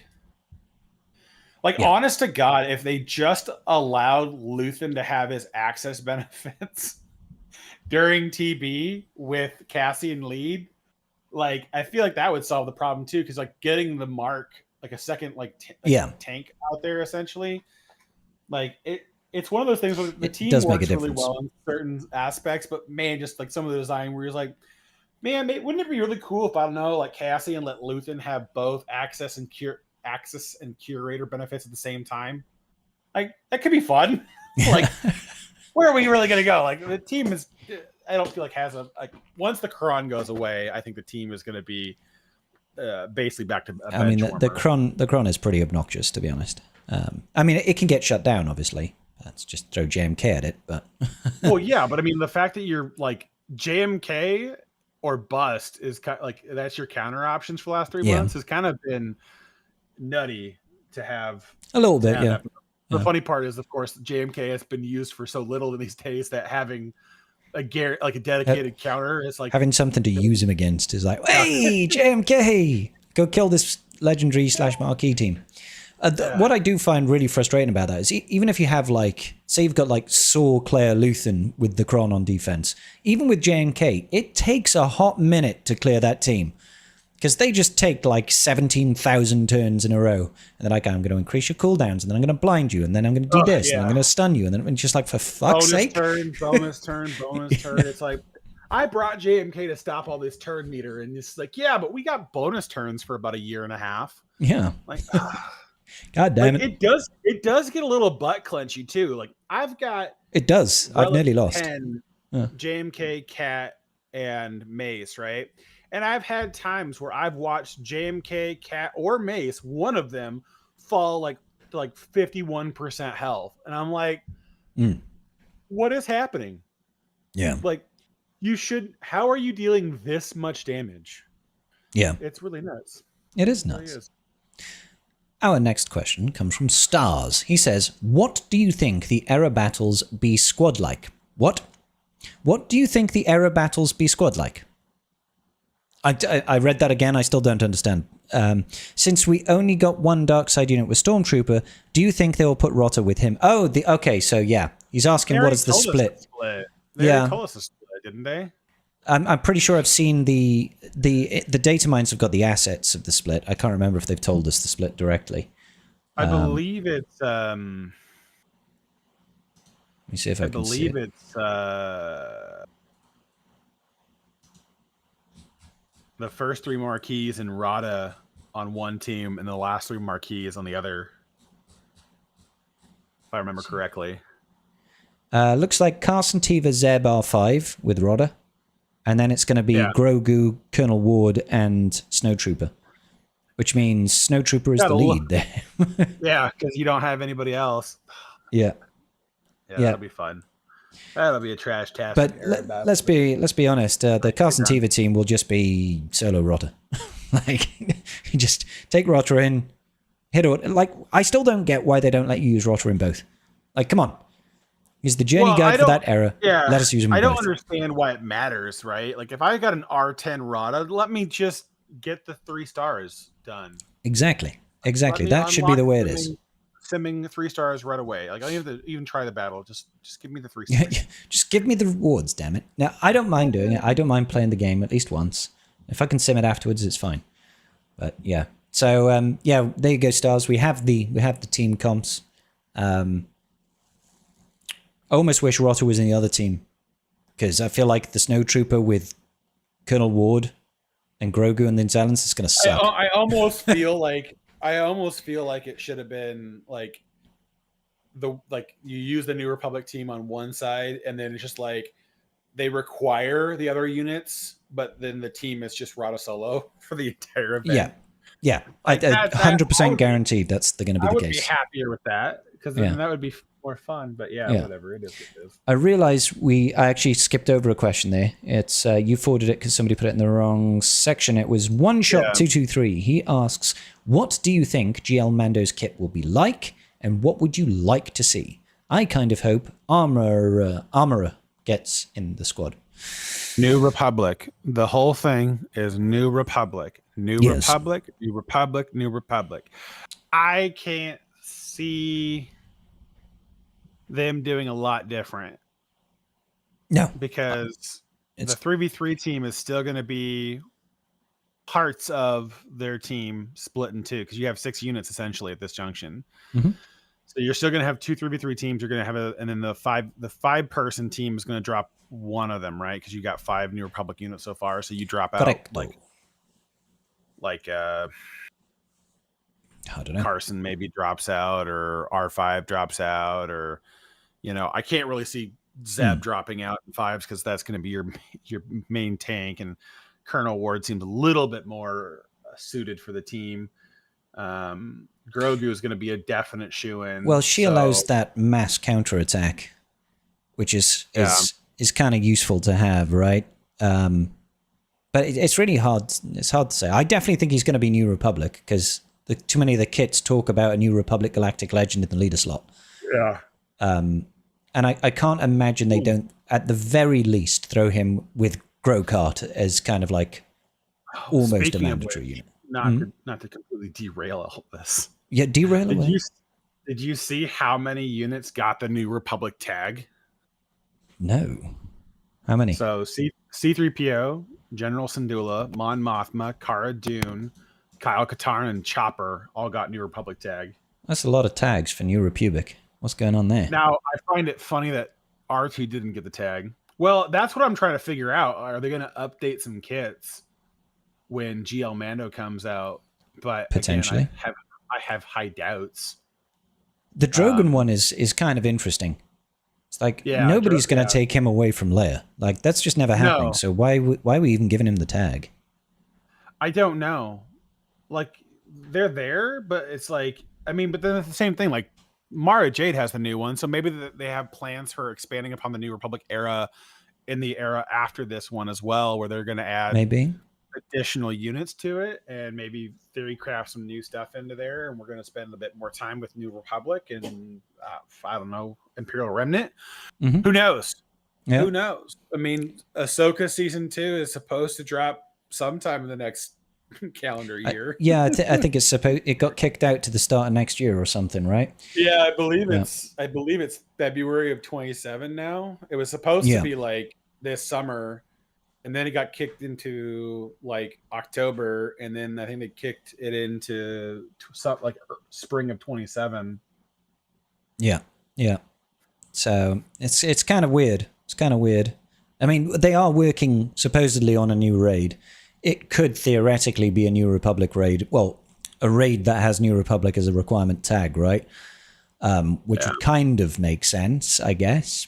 But we are, you know, going into the region of speculation. Because you think about it, you could do, theoretically, in a new raid, you could have like Mon Mothma with Captain Drogon, C-3PO and Cara Dune, and Kal-Katarn, right? That's kind of a team. It's kind of a team. Well, so Mon Mothma, Cara, Kyle, Drogon, and Tiva, even though they're all New Republic, they all have the Rebel Fighter tag outside of Mon Mothma, of course. Yep. So they could still be a Rebel Fighter Mon Mothma team with just the New Republic tag. Mm-hmm. But then R5 also has Rebel Fighter as well. So does Carson have Rebel Fighter? No, he's got Rebel. He doesn't have Rebel Fighter. R5 has Rebel Fighter. Sorry. Oh, okay. So you could still technically make a Rebel Fighter Mon Mothma team with the New Republic tag if you really needed to. The only thing with General Syndulla is like they need to tweak her leader to drop the Spectre allies portion of it and just say New Republic allies. Yeah. Granted, I think that could get too nutty without further looking into it. But like at a certain junction, my brain's just like, you're never gonna make a Syndulla team. Her leadership is so ass-tastic. I don't understand. Have you seen that comp that was flying around of General Syndulla with Glatt and Ezra? Mm-hmm. Like, I don't know why that came around. I was like, just use Glatt. Like, oh, it's because of the it's just because of the cron that can go with it. There was something about it's not the mechanic. It's just that they was it the grit cron? No, it was. I'm just trying to look through her leadership real quick.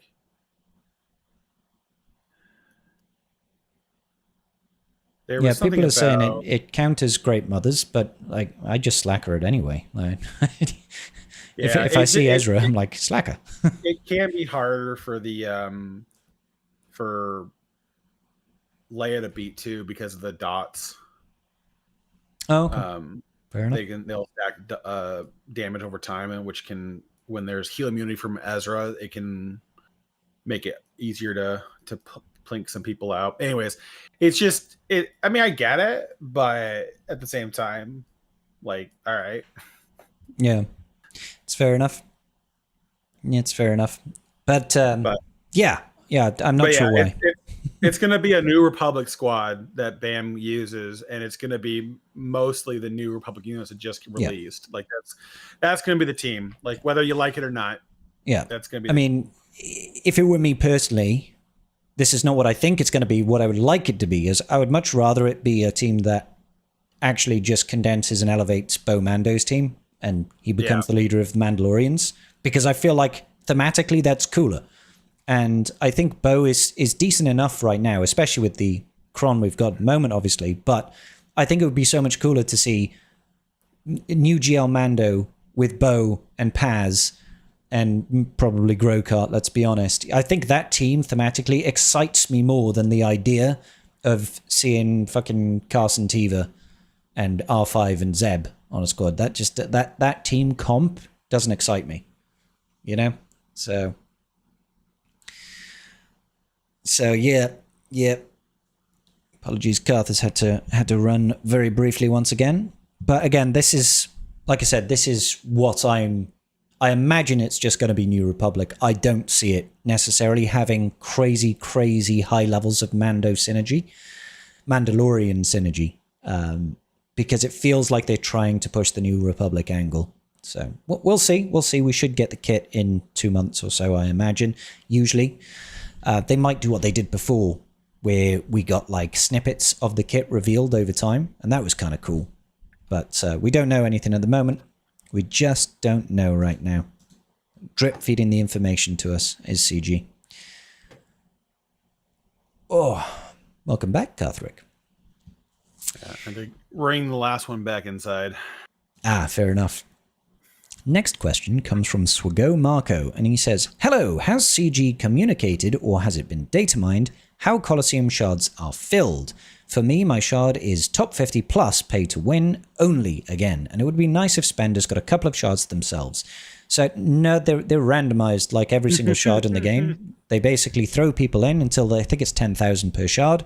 10,000 people get into a shard, and then when 10,000 person comes in, they open up a new shard and they fill it up all again. It's luck of the draw, good sir. Luck of the draw. And I've got a pretty well heavy shard this time around. Don't know how yours is, Carl. Mine's not. I mean, there are definite spenders in my shard, but there's only a few that are like big spenders. Hey, big spender. Top 4 is tier 5 right now. Number 5 might get there pretty soon. Mm-hmm. Yeah, because they're just lagging a little bit on Mara's era levels. Fair. But it's there's still gonna be quite a bit. But I mean, the thing is too is that's the problem with the whole system right now is like it's just that's how it is.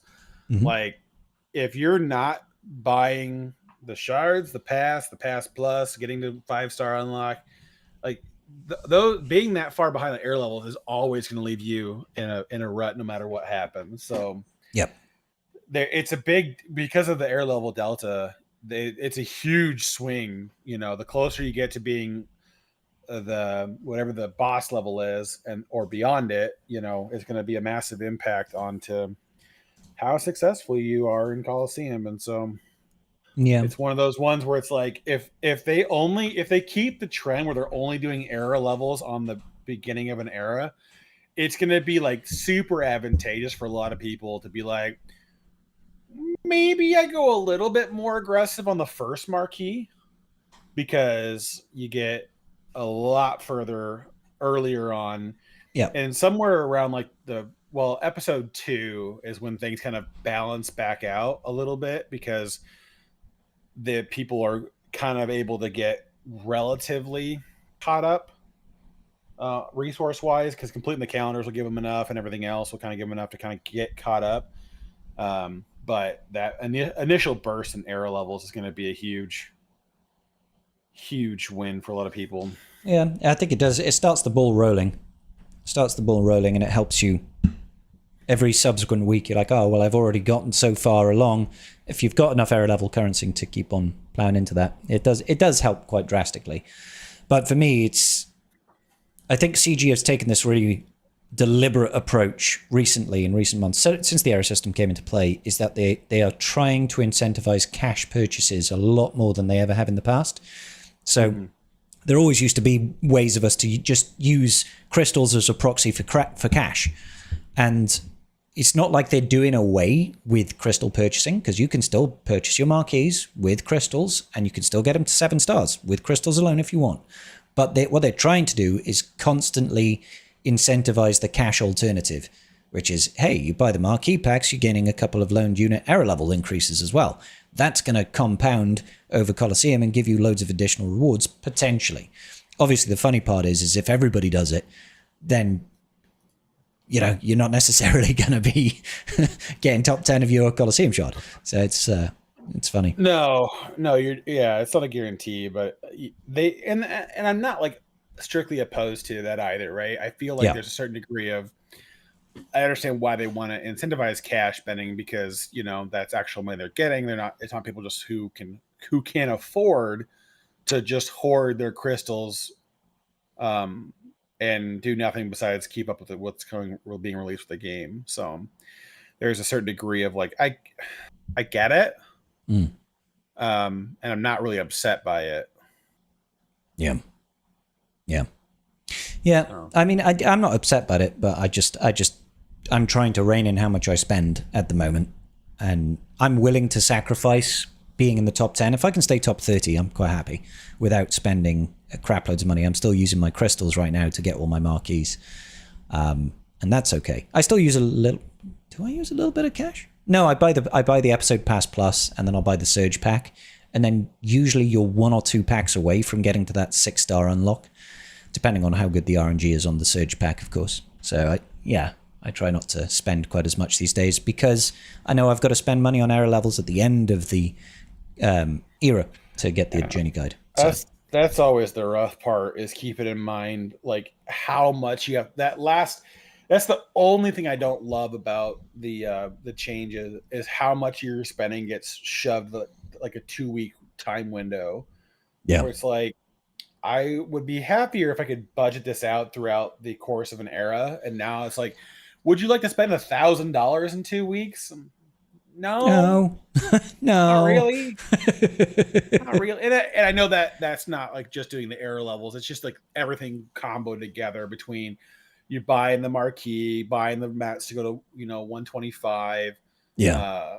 The episode pass for that month, and then the shards for the current marquee, the shards for the next marquee. It all kind of lumps in like a 2-week window, and just like, oh, that's gross. I feel gross and grody, and I feel like I should take a shower. Yeah. Yes, it is the way it is sometimes. I wish it would kind of step away from it, but hey, I'm not going to try and tell CG. I think the proof for me is going to be in the pudding when we see Era PvP, is if that brings another form of monetization or another incentive to continue to spend to get on top of there. Because I can't see there being any reality where Era PvP is not a mandatory game mode in terms of if you want to get end game stuff, it's going to be through Era PvP, because they're not going to spend a year making a new game mode and then have you not play it. They're going to be like, people will play this damn game mode. Because... Well, yeah, they're gonna put something into it outside of Era currency that makes the investment worth your time. Yeah. And so that's what we're all just kind of waiting to see, is what do they put there to make us think that it's going to be worth doing. At Aristrix 777 says you can't put all the packs in your cart and purchase all at once. I'm already not loving Coliseum and just like the way the spending grind works in that particular mode. But with this one, it's like if they do like Relic 11 or like they do mats based off of placement, it's like you're really gonna have to strive to be a lot more competitive. And there's a certain willingness I have to spend to be competitive, but I'm not going to be out here spending hundreds of dollars a day to be in the top 1 position, right? Like I'm not going to keep wailing endlessly. And the thing is, too, is you can't. And that's been my other big thing that I keep voicing back to CG, because that's the thing I hate about Coliseum, is Coliseum can be an RNG shit show. It can, yeah. And so it's like, for some people, like you might just get the stars to align to where like you get that mollywop on the boss and you jump that extra 10-15% because it calculates for the damage threshold reduction goes through for the changing of the tiers, right? Yeah. And so like you get a bunch piled on right at like that 1% under, and you surge way past, and then you're easily in the top for the next go. Yeah. And then the next time you can't even get close to replicating that. And so you're outside the top 10 this time. Yeah. And so it's just I think that gets like exacerbated at the end of the era in particular, when everybody's like capped now, or you're capped for wherever you happen to be. You're at 105 or 110, or in Karth's case, 140, because Whale's so heavy, he gets an extra 5. Like it really becomes a problem there. But quick shout out, Eris, thank you so much for the $5. And you are absolutely right. You also can't multi-buy packs, so at the end of you have to spend so much time buying multiple packs. Oh my god, dude! Honestly, if they wanted to convince me to spend more money, on Make it buying the easy. stupid arrows.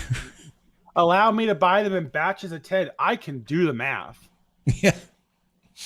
And tell you how much I need to spend, like how many packs I need for this character.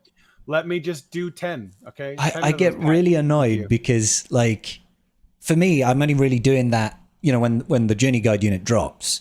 And whenever I'm purchasing, I want to buy it through the web store because I love the coaxium heists.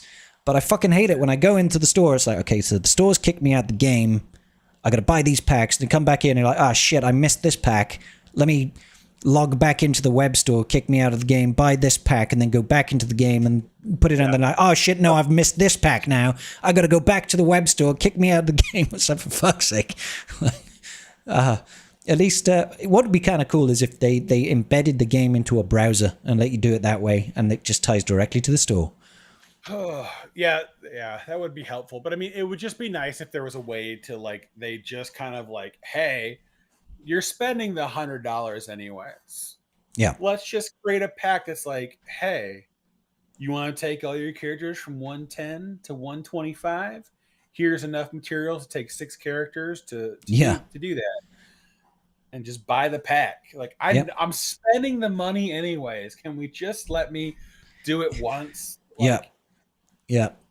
Instead, they give you enough to nearly take a unit to the next era level, and then you have to buy a whole other pack. Like, fuck you. Oh, yeah, that was like the only redeeming thing of getting the calendar for the Mark 8 mats this last go, because I was planning on doing Rada to Relic or to 135. Yeah. And so it was like, okay, I'll buy this because it's better value than buying the smaller packs, but only if you're taking somebody to 135. And so I was like, well, I'm going to take Rada. Yeah. I bought it anyway, but I didn't take him to 135. But what it did allow me to do was take everybody to at least 127. So everybody went from Relic 4 to Relic 5. And I think I took Rota to like 129 or something, which did help me with my scores in Colosseum. That saved you 140 Electriums, though, which is a huge thing for a lot of people. It's like, and it saves me some signal data as well, which is, on 6 units, on 7 units, in fact. It's quite nice. Yeah, it's not nothing. Yeah. So I was like, I felt okay doing that, to be honest. And if it's there again, I would probably do it again, to be honest. Yeah. That's not a bad turn, because that's the R4 to R5 is the first tier of the third tier of relics. So that's what, 10 or 15 for each one? 15, I want to say, of the Mark III signal data. I'm not sure on that. So it saves like 100. I mean, that's not bad. Yeah. I'm having a look at my alt account now to see if I actually have a Relic 4 unit to to actually convey. Yeah, I can't look at that at all. You're like, no, I'm way too rich to have a Relic 4 unit in my account. Whoa. It is either unlocked or Relic 8. Those are the in between. It's waiting to be unlocked or Relic 8. There's nothing in between. 15 of the signal data, basically. 15 of the blue signal data. So, that's still a decent amount, a decent chunk saved. It's 105. That's not bad. Yeah. So I'm like, happy enough. I mean, it cost you, what, $50 for the calendar? Yeah. But I mean, when you look at the grand scheme of what it takes to take 7 units from R4 to R5, I think Rada, you got an R6 because of the 129 or whatever. No, I think he was still R5 actually. I think you need to go 130 to get to R6, and then it's like 131 to 134 is R7, and then 135 is R8. I think it's something weird like that. So I didn't get him to an extra air level, but his performance was obviously improved. So there's that.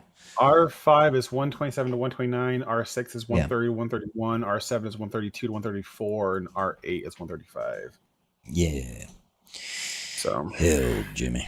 Yeah. Which just I still can't. Like, I honestly thought when they were like, yeah, we're gonna do Relic 8 as the new max. And I was like, cool, for the price tag, cool. And then when they changed the pack price, it was like, no, thank you. How dare you confuse things? Like, well, no, like, honestly, if I were a new player, and I was looking at it from not having, literally thousands of everything up to I think the first thing I don't have 1,000 of is Zimbadals. It's a hard life being Karth, I tell you. Yeah. Yeah, I would look at that value exchange a little bit differently, but like for me right now, like I was like, if it was like $200, $250, I could make the argument to just doing it through era levels and not having to worry about it. But no, I was looking at the other day and I was like, it's like $450 to get the remaining characters there. Yeah. I was like, no, I'm not down for that. Not down for that at all. It's like 2 weeks of Coliseum. I maybe don't place top 10 for. I can live with that all day. Don't care. I imagine you also have a healthy supply of all the mats and probably the era currency as well, right? No. Yes and no. I mean, for how many? I have like 64 Relic 10s, right? So Jesus Christ, Garth. I got like 64 Relic 10s. It's fine. I have had a healthy supply. But then you decided to have some fun. Then I spent all of it. And so then I spent all my fun. I have 0. So I have enough for like 1 Relic 10 right now because the end of the era drained me pretty aggressively. But don't worry, we'll get era battles soon enough, and they'll start feeding you a bunch of good keypads and stuff. Really trying not to just spend a ton of money this era on frivolous relics. Mm-hmm. I've been fighting I'm just like, I like to have my entire defense Relic 9. That's fun. And then I'm like, yeah, but do I really want a Relic 9 Lumi now that her Kron's gone? When it's about to disappear, yeah. Like 3 days. I'm like, no. It could be fun to Relic 9 Asajj, but like she's not a game changer. So it's like I just want to focus in on a little bit more of the meta. But with all this new stuff dropping off the way it does, I'm like, we're back to just needing to work on the teams that things are coming out for. And actually, out of all the teams being improved with this era, I have like 6 Relic 9s I need to do.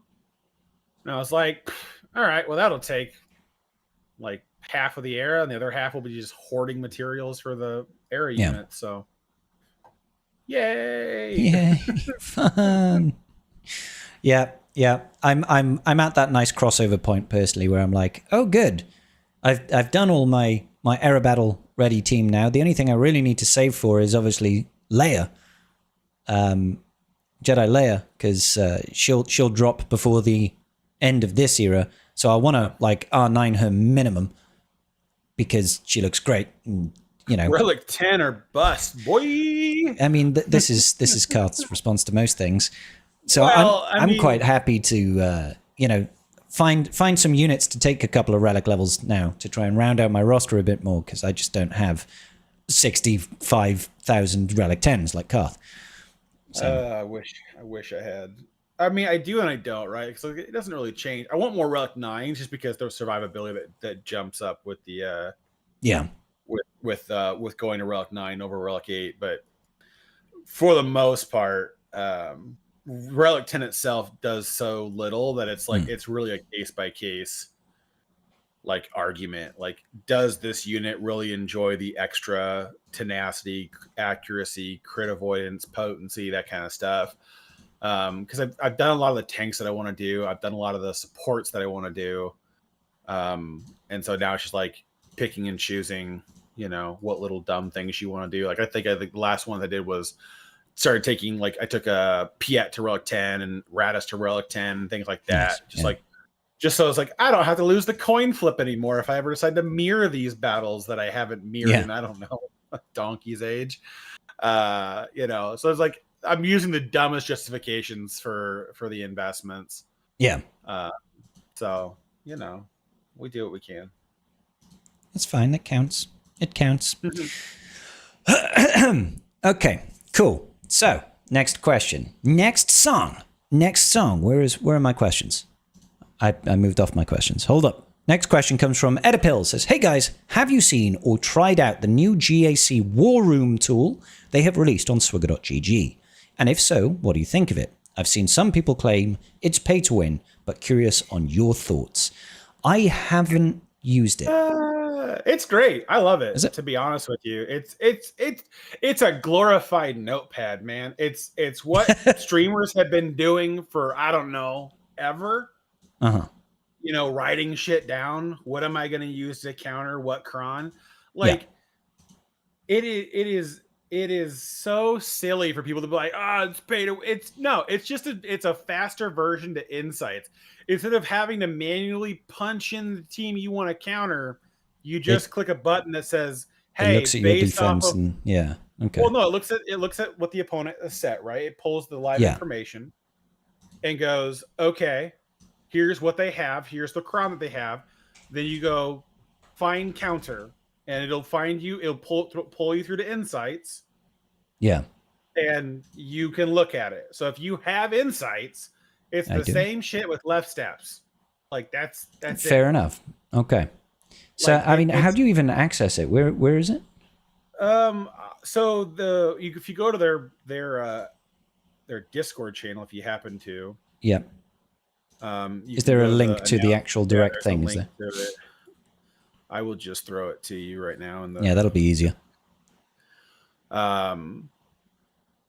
But it's really not as crazy as people were thinking. Like, it's not like you're using AI to do the fights for you, or it can see what the enemy's doing and you can know in advance they're going to place it. No, it's called predictive. It's predictive defense, right? So it looks at what they've placed in the past and says, this is most likely what you'll see and in which zone. Yeah. Hey, fun fact, the Omega bot's been doing that for 3 years now. Yeah. It's a little harder to read than this one is, but it's the same shit, right? So it's like everything that's available now, this changes nothing for. Like, it is the same stuff, just more streamlined. That's it. That's all it is. And you've always had to pay for the other stuff anyway. So is it pay to win? Yeah, it is. But so the game's pay to win. So I don't know. Cry about it? That's all I've got. Cry about it? I'm just if for some reason it's not letting me log in, it wants me to re-verify my account and everything, so I haven't really taken a look at this. Yeah, I had to do the same shit when I put it in.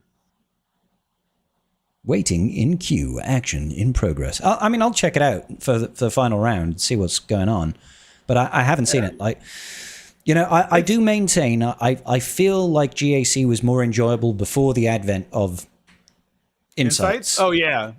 Speaking. For sure. Yeah. Like, it's an invaluable tool, but I do miss the old days of being like, oh, this is how I counter this team. This, made me think. My ADHD does not deal well with stuff that I can just immediately look up the answer to and not think myself. It just encourages me to be lazy. But that's a me problem rather than a. But that's the only thing, right? Is like, this is just streamlining the game to where you think about it less.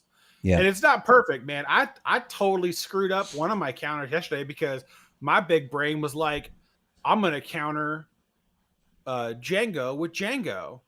And then I was like, what's a good cron for Django versus Django? And my brain wasn't like Django cron. My brain was like, I want tons of offense and crit damage. And then my brain was like, you got absolutely fucking stomped. Got wrecked by that. Because I turned my brain off and let the computer do the thinking, and then immediately just like, right, no. You need the Django cron for Django to counter Django. I have definitely done big brain moves like that. Oh, you mean like taking in Stranger Malicos? Hey, it worked. It worked. It still worked. It was not a counter where it mattered. I was like, you shouldn't really have to think too hard or too long to find an occasion where I've done something fucking stupid in GAC. Usually it's within the last round. usually it's within the last round. If not the last round, certainly the last week. Listen, nobody beats me at GAC better than me, okay? I am the king of that. Enemy. This should work, man. Like, this is totally going to be fine. Went right to hell. Damn it. Yeah. Good times. But, I love it. I'm not too fussed about it. It's just it's a more condensed version of Insights. It's a lot more streamlined, a lot more targeted. I don't see a problem with it. People are just going to do what they've done in the past. They're going to use it as a way to figure out what works best. It still has every single pitfall Insights has, because that's where it pulls its information from. All it can tell me better is goes, hey, I can see from the war room that it took them 3 battles to beat my Carson Tiva team, and I have 1 hold on Bomando. That's it. That's all it's telling me about what my opponent's done used on it. Like, I don't know what they use to attack. I don't know what's left in their roster. And then when they do predictive text, or not predictive text, sorry, predictive defense, it's just going, hey, this is the team that they've commonly placed in on defense, and which zone they commonly place it in. Yeah. Which, again, the Omega bot has been providing that information for a long time. So it's like, it's nothing new to the game. It's just that they're a much bigger brand to release the information. I will say that the UI is very clean. It's like they've done a real good job of the aesthetics of the setup and everything like that. It's really easy to navigate and see, because I can see my opponent has 1-tapped everything so far, but he dropped against Darth Vader Duel's End. He dropped against Cassian Undercover, right? And I can just see 1 hold each there, and it's even shown how many banners they've lost on that back wall already. So that's, it's kind of cool, it's kind of clean, it's kind of nice, but what it means for the game, I don't really know at this point. We'll have to see. It doesn't change a lot. It's just putting out a tool that's a little bit more publicly known, and that people are probably going to be incentivized to use a bit more than the Omega bot and the other scouting tools. Like, if you were an avid scouter, you've been able to do everything that this can do before now. Like, that hasn't changed. It's just allowing more people to do it more easily for a subscription. It would already cost a subscription before. Oh, so I don't know where the outrage is coming from. Like I said, I think it's a bigger brand putting it forward, and everyone's like, oh my god, they're gonna be able to know what I'm gonna place, and I'm never gonna have a secret defense again. I'm like, bitch, unless you placed it the previous round, like, then no, they won't know what you placed this week. They have no way of knowing. They have a good guess based on what you commonly place on defense, but again, that information has been available with the Omega bot for several years. Just Omega bot's not nearly well known as Hot Utils, let alone .gg. .gg is probably the most well-known game service. And so now that they're doing it, more people will know about it. You'll have to think a little bit harder about how you do some things, but I think it's overall going to be good for people to use and to help them improve their GAC competitiveness, because they can look at how their opponents play the game and what they do, and you can maybe use that to try to shake up a battle you might lose because of the GP-ness of your opponent. But it's not like you're going to go in there and just immediately have like the cheat code for winning every single GAC match. Like, no, especially because the sheer volume of people that use Insights, the competitive range of GAC. You're on even footing a lot of the time. I know not everybody does it, but a lot of Kyber 1 does. Like I said, nobody beats me in GAC better than me. Just you wait and see. I'll try.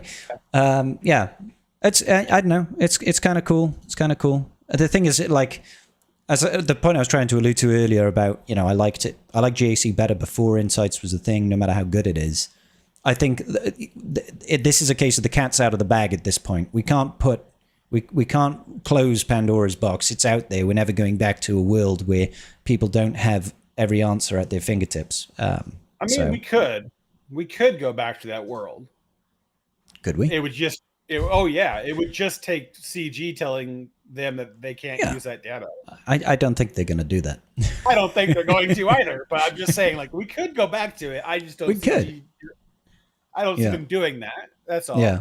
But everyone who's upset about it, I think you just need to, I think it's they're now finding out about stuff that's been in the game for years.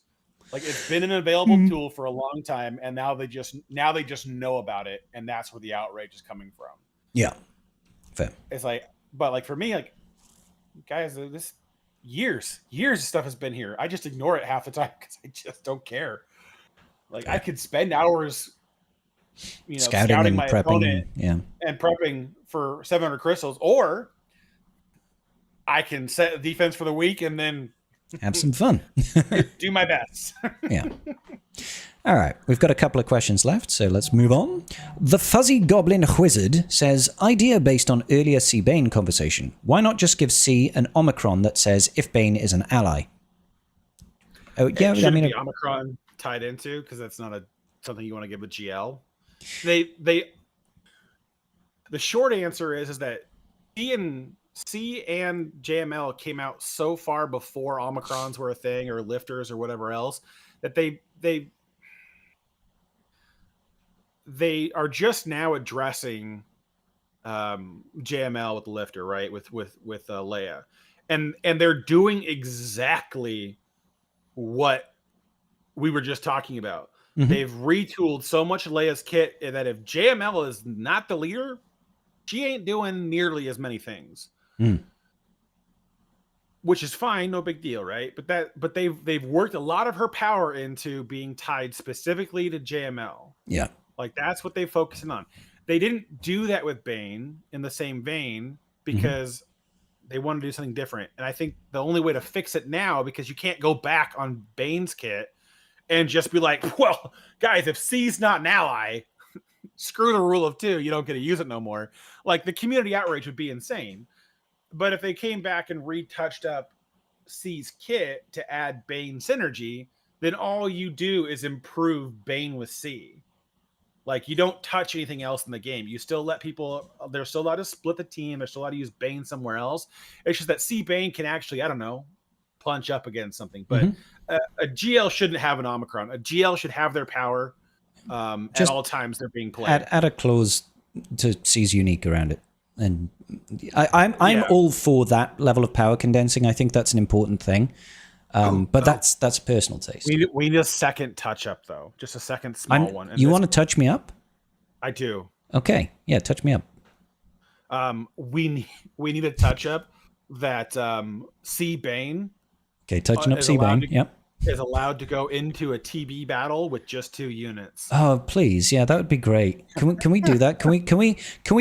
We've gone from you touching me up to us propositioning CG now. Can we proposition CG to let us underman TB battles? Because if we could make Bane work properly, that would be great. That would be real nice. Just because that's where all of his power comes from, is being a 2-man. And they're like, yeah, but in half the game. Yeah. No. Oh, looks like you are facing off against Plumbus next round, Garth. Yeah, I figured. The tribe is battling. Tribe talks. Let's go, baby. You got to bring the pain now, Karth. Mostly because the person that was facing Plumbos was talking shit in your YouTube chat about struggling versus his defense. So I figured if he was struggling versus Plumbos, that I would definitely be fighting against him. And my opponent scored a grand total of a 39 and walked away. So nice. Columbus, go easy on you, buddy. You've got every FDC maxed and the 3 Ray DCs already unlocked. Like, holy shit, Plumbus. Get out of here. Get out of here. I don't want to hear shit about go easy on me. Karth's going to crack his knuckles and go to town now, I feel. Going to have to dodge the money bags being thrown at my face. Yeah. Good. That sounds like fun. A million R10s, 64 R10s. Okay, 69. I've got a large soda's worth of R10s. Yeah, good times. That would be good. Okay, so next question then. Fuzzy Goblin Widow. No, we've already done that one. Yes, I think there should be a unique that would do that. I'm all for power condensing. We've got Roy. Roy, long-time tribe talker, big Patreon. Long-term patron member of the tribe. Thank you, Roy. Appreciate you. Hello, Holotable heroes. I've had some time for my questions to be on the table again. It's true. He's been on holiday. Sent some amazing pictures. Let's start off with an easy question out of the box. Karthrick, have you seen any Star Wars shows? New ones, I assume. Maul, Skeleton Crew, maybe rewatch Andor? No, I haven't watched any of them. Fuck's sake, Karth. You're just a fake nerd. I know what happens in Maul. I know the story. The problem is that I don't care. Like, being spoiled never like ruins a story for me. Sure. What it ruins is the motivation to actually go watch it. Oh, you're like, I know what happens. I know what happens, so I'm not it's not critical information to find out anymore. Where it's like if I didn't know, there'd be a lot more of a dopamine hit to actually go find it out on my own. Yeah. But like with every Discord I'm a part of, with every YouTube channel I'm subscribed to, every single thing that comes at my mentions on Facebook that's not titties, is basically just the immediate stuff for Star Wars. I don't know how much of an Avatar: The Last Airbender fan you are. No. But they just released a movie for it for adult Aang, right? Okay. It was a 1 week promo on Paramount, and then it's going to go out from there to the other streaming platforms. Really? Okay. Day one of it being released just to Paramount, I had a reel on my phone showing me the end battle. I was like, well, I know how it ends. Yeah, I was like, well, there goes that entire movie. I mean, I still want to watch it. It's just I'm not going to go like pay for a Paramount Plus subscription to do it. Like, it is what it is. But that's just kind of how it goes. It's like there's so much stuff around you that you just get the information, and then the willingness to follow through with it is like, I'd rather go spend some time doing some, play some Warhammer 40K or that's fair. Elden Ring, or stare at my roster and spin Mara Jade in a circle for an hour. The important thing. I mean, that is a good trick, to be fair. Yeah. Okay. So especially next question. Especially Mara Jade, yeah. She is wearing a skirt, but you can tell she's caked. That's all I'm saying. That's all I'm saying. She caked up, bro. Yeah, she's easy on the eyes. So second question from Roy is, since the era announcement, the possibility of new characters is open to pretty much anything. And that's true. Do you believe there will ever be a crossover event? And even not, what kind of crossover event would you think would be funny or badass? We're kind of already there, right? Because Jackson is kind of a Marvel crossover. No, he's still Star Wars. It's just Marvel Comics. No, yeah. I think, he is a Star Wars character, isn't he? Well, I mean, I believe he was an adaptation from the comics into Star Wars, if I remember correctly. But he's definitely Star Wars. Yeah, he was in a Star Wars comic by Marvel Comics.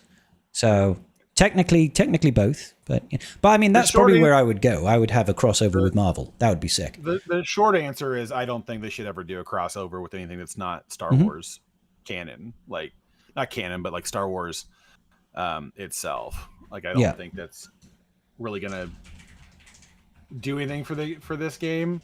But I mean, I think with this doing like Luke concept as Starkiller, like from the OG writing boards of like episode 4,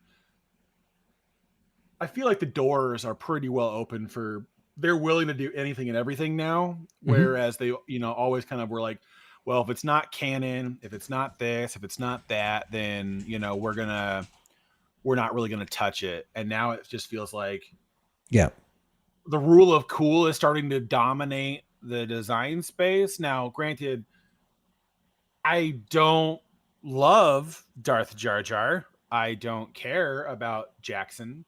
Yep. But I'm still here for it because it means that we might get some other really cool things. So I'll wade through stuff that's not my favorite to get, like an Exar Kun or Ulic Qel-Droma or, other things from the old Republic era, or even the current canon. We can go get a little into the weeds on other teams. I'm still waiting for my full Clone Commando team of light side clones. Oh, mate. There's just a lot of things that we could do now, and I kind of hope that's the direction that we are headed, because as much fun as it has been to follow the media, it's so prescriptive and predictive that it's just like, I don't care. Yeah, there's definitely an element of that. I don't care. Like, oh my God, who's the new GL coming? It's not Mando. Do we know? It's not Mando. Yeah. Even though after I finished the requirements for the unknown marquee, it did say stage 1 of Mandalorian and Grogu GL complete. I was like, yeah, right. I know. I was like, all right, cool. But it's definitely not Mando. Okay. No, it's not Mando. It's Django and Yaddle. I've told you. Yeah. I don't think we'll see any crossover events. I think the only one that has even the remotest possibility is Marvel, just because they're both Disney properties, they're both Disney franchises. Like, I just don't see it happening, and I don't particularly want it to happen. And, don't get me wrong. If I could get Spider-Man in Swigger, I would fucking do it. Give me a whole symbiote Spider-Man setup, and I'd be happy. The second we get Spider-Man and Star Wars, I'm done. Like, no, thank you. At Aristrix 777 says Calonord.3.2.1. That sounds awful. Well, thank you, Eris, for the $2, buddy. Yes, definitely want Calonord in the game, but he's that's technically canon. So technically, canon. He's in the game already, right? Yeah, Calonord's already in the game. He's just not a playable unit. I mean, and again, if we're going down the rabbit hole of characters already in game that aren't playable, it's like, I don't know, can we get one of the Purge Troopers to be playable? Can we get the Sith Troopers from the Revan event playable? Ooh, can we finally buy the Terran Tedek, as an actual Coliseum boss? Yeah, Terran Tedek would be dope. I'm down for that. I want to have Darkseid Crosshair. I want him to be an Empire unit attacker. Can we get Proxy? Can we get Proxy? If CG releases Proxy, I will get Capital Games logo tattooed on my shoulder. I fucking won't, but they don't know that. As long as the video cuts out right after that statement. Yeah. Last question from Roy then is Star Wars Zero Company will be released next month. This month now. Yeah, of course, we're in August now. Have you heard about the game? Am I going to play it? Yes, and yes, I will take some time off work. I think it's 27th of this month, so it's the end of this month that it comes out. I will be taking time off work to stream it. It'll be dope. Yeah. Yeah, I think they've done a really good job with it. It seems like gaming in 2026 is kind of like going back to what feels like the early 2010s vibe, where it's just like the games are they're not all about how can we monetize the crap out of everything. Yeah. And so, like, I don't know if you've been keeping up with if you are Gears of War fan or not, but the Gears of War E-Day, like, they just came out with their progression stuff, and like basically they're like, yeah, so everything should be achievable in game. You should be able to grind your little heart out and unlock everything. I think there are some things that are going to be split between premium currency and being able to buy things for premium currency, because it sounds like a lot of what you're going to be doing is play, like, if you remember Halo Reach, you played games for the credits, and then the credits is what you use to unlock stuff. I think they're doing kind of something similar, but I think you'll be able to buy the credits as well. So, okay, supplement it. Yeah, if you really want to. But I mean, that won't be me. But any which way, it's nice to have things that go back to that, where it's like, it's not all about just like throwing your credit card out and trying to, have everything. But I'm excited for it. I like Star Wars content that doesn't look like it's just there to take my wallet. So if the story's good, and it sounds like the cinematics are really going to be good in the thing too. So if it's a good story, turn-based shooters have their fun. Or turn-based, it's not really a shooter, it's a turn-based. No, what do they call it? A 4X game, is it? But it's a strategic turn-based, grid-based game. They're fun. They're gonna. I know it's gonna frustrate the crap out of me, because you'll get that 92% chance to land a shot, and you'll be right in front of his face with a shotgun, and you'll miss. And you'll be like, "Fuck!" And then they'll one-shot you. They'll crit you, and you'll die, and you'll lose a unit forever. Because I've played XCOM. And that's what XCOM does to you. I had somebody recreated parts of the trailer for Zero Company with XCOM mods. Okay. And everyone was like, "Oh, so it's literally just XCOM in a store." I'm like, guys, no, that's a modded version of XCOM. Like, it's not the real game. Like, calm your tits, please. Yeah. Anyways. All right. Final question from OKLOTMP. He says, odd idea. If they make an R10 tier of the raid, what's the chance they put R11 mats in there to make the players invest in R10? I.e., I am sitting on 7 R10s because I only participate in GAC for rewards rather than enjoying it. I wouldn't be surprised if we get R10 tiers for the next raid. I wouldn't be surprised in the slightest. I just don't think they're going to give it R11 mats out of the raid.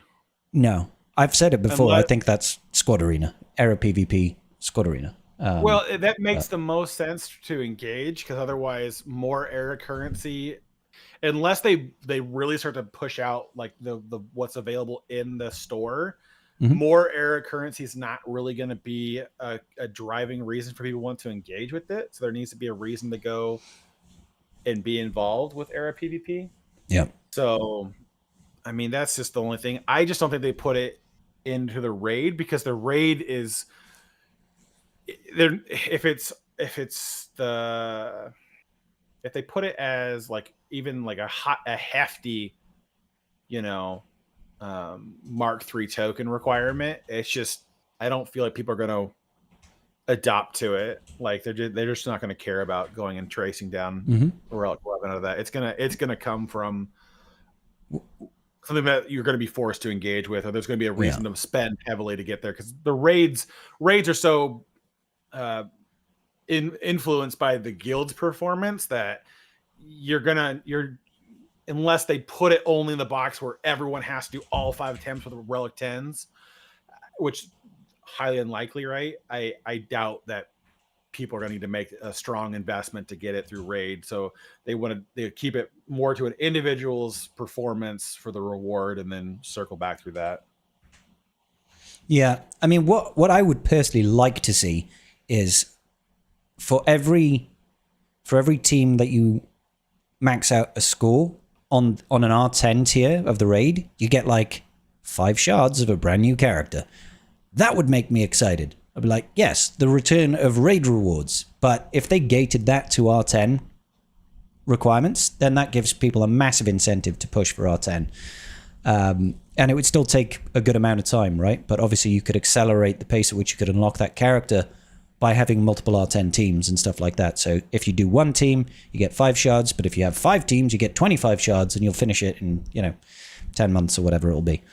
But I don't think we'll get specific ones there. I imagine they just have to increase the reward payout and increase the points and higher guild boxes for more, preferably a hell of a lot more Mark III. But also I'd take more Mark II. Mark I right now is more or less a dead currency for me, but it has some use. But I mean, it would be fine if they added more areas to buy mod material with the Mark I, so you're not waiting for I'm not refreshing the store to not get the level 1 mod reroll mat or upgrade mats, like the ones you have thousands of. Like, I'm not going to do that, but it's because you only get the one spot. It's just like if they added a guaranteed spot for the 4 mats you needed, then I feel like Mark I would be a lot more usable. Yep. But that is the end of our questions for this evening, and the end of Tribe Talks for today, ladies and gentlemen. So, Carthrick, it's been a blast, buddy. Are we Tribe Talksing next week? Yeah, I think we will be Tribe Talksing until for the next 2 weeks. The 23rd is a question mark. Okay, cool. All right, ladies and gentlemen. Thank you all for joining us here today. We will be live again, probably tomorrow, but also on Tuesday for GAC. Thank you, everybody, and thank you, Karth. This will be up shortly. Make sure you do like the stream before you go, ladies and gentlemen. Good night. God bless.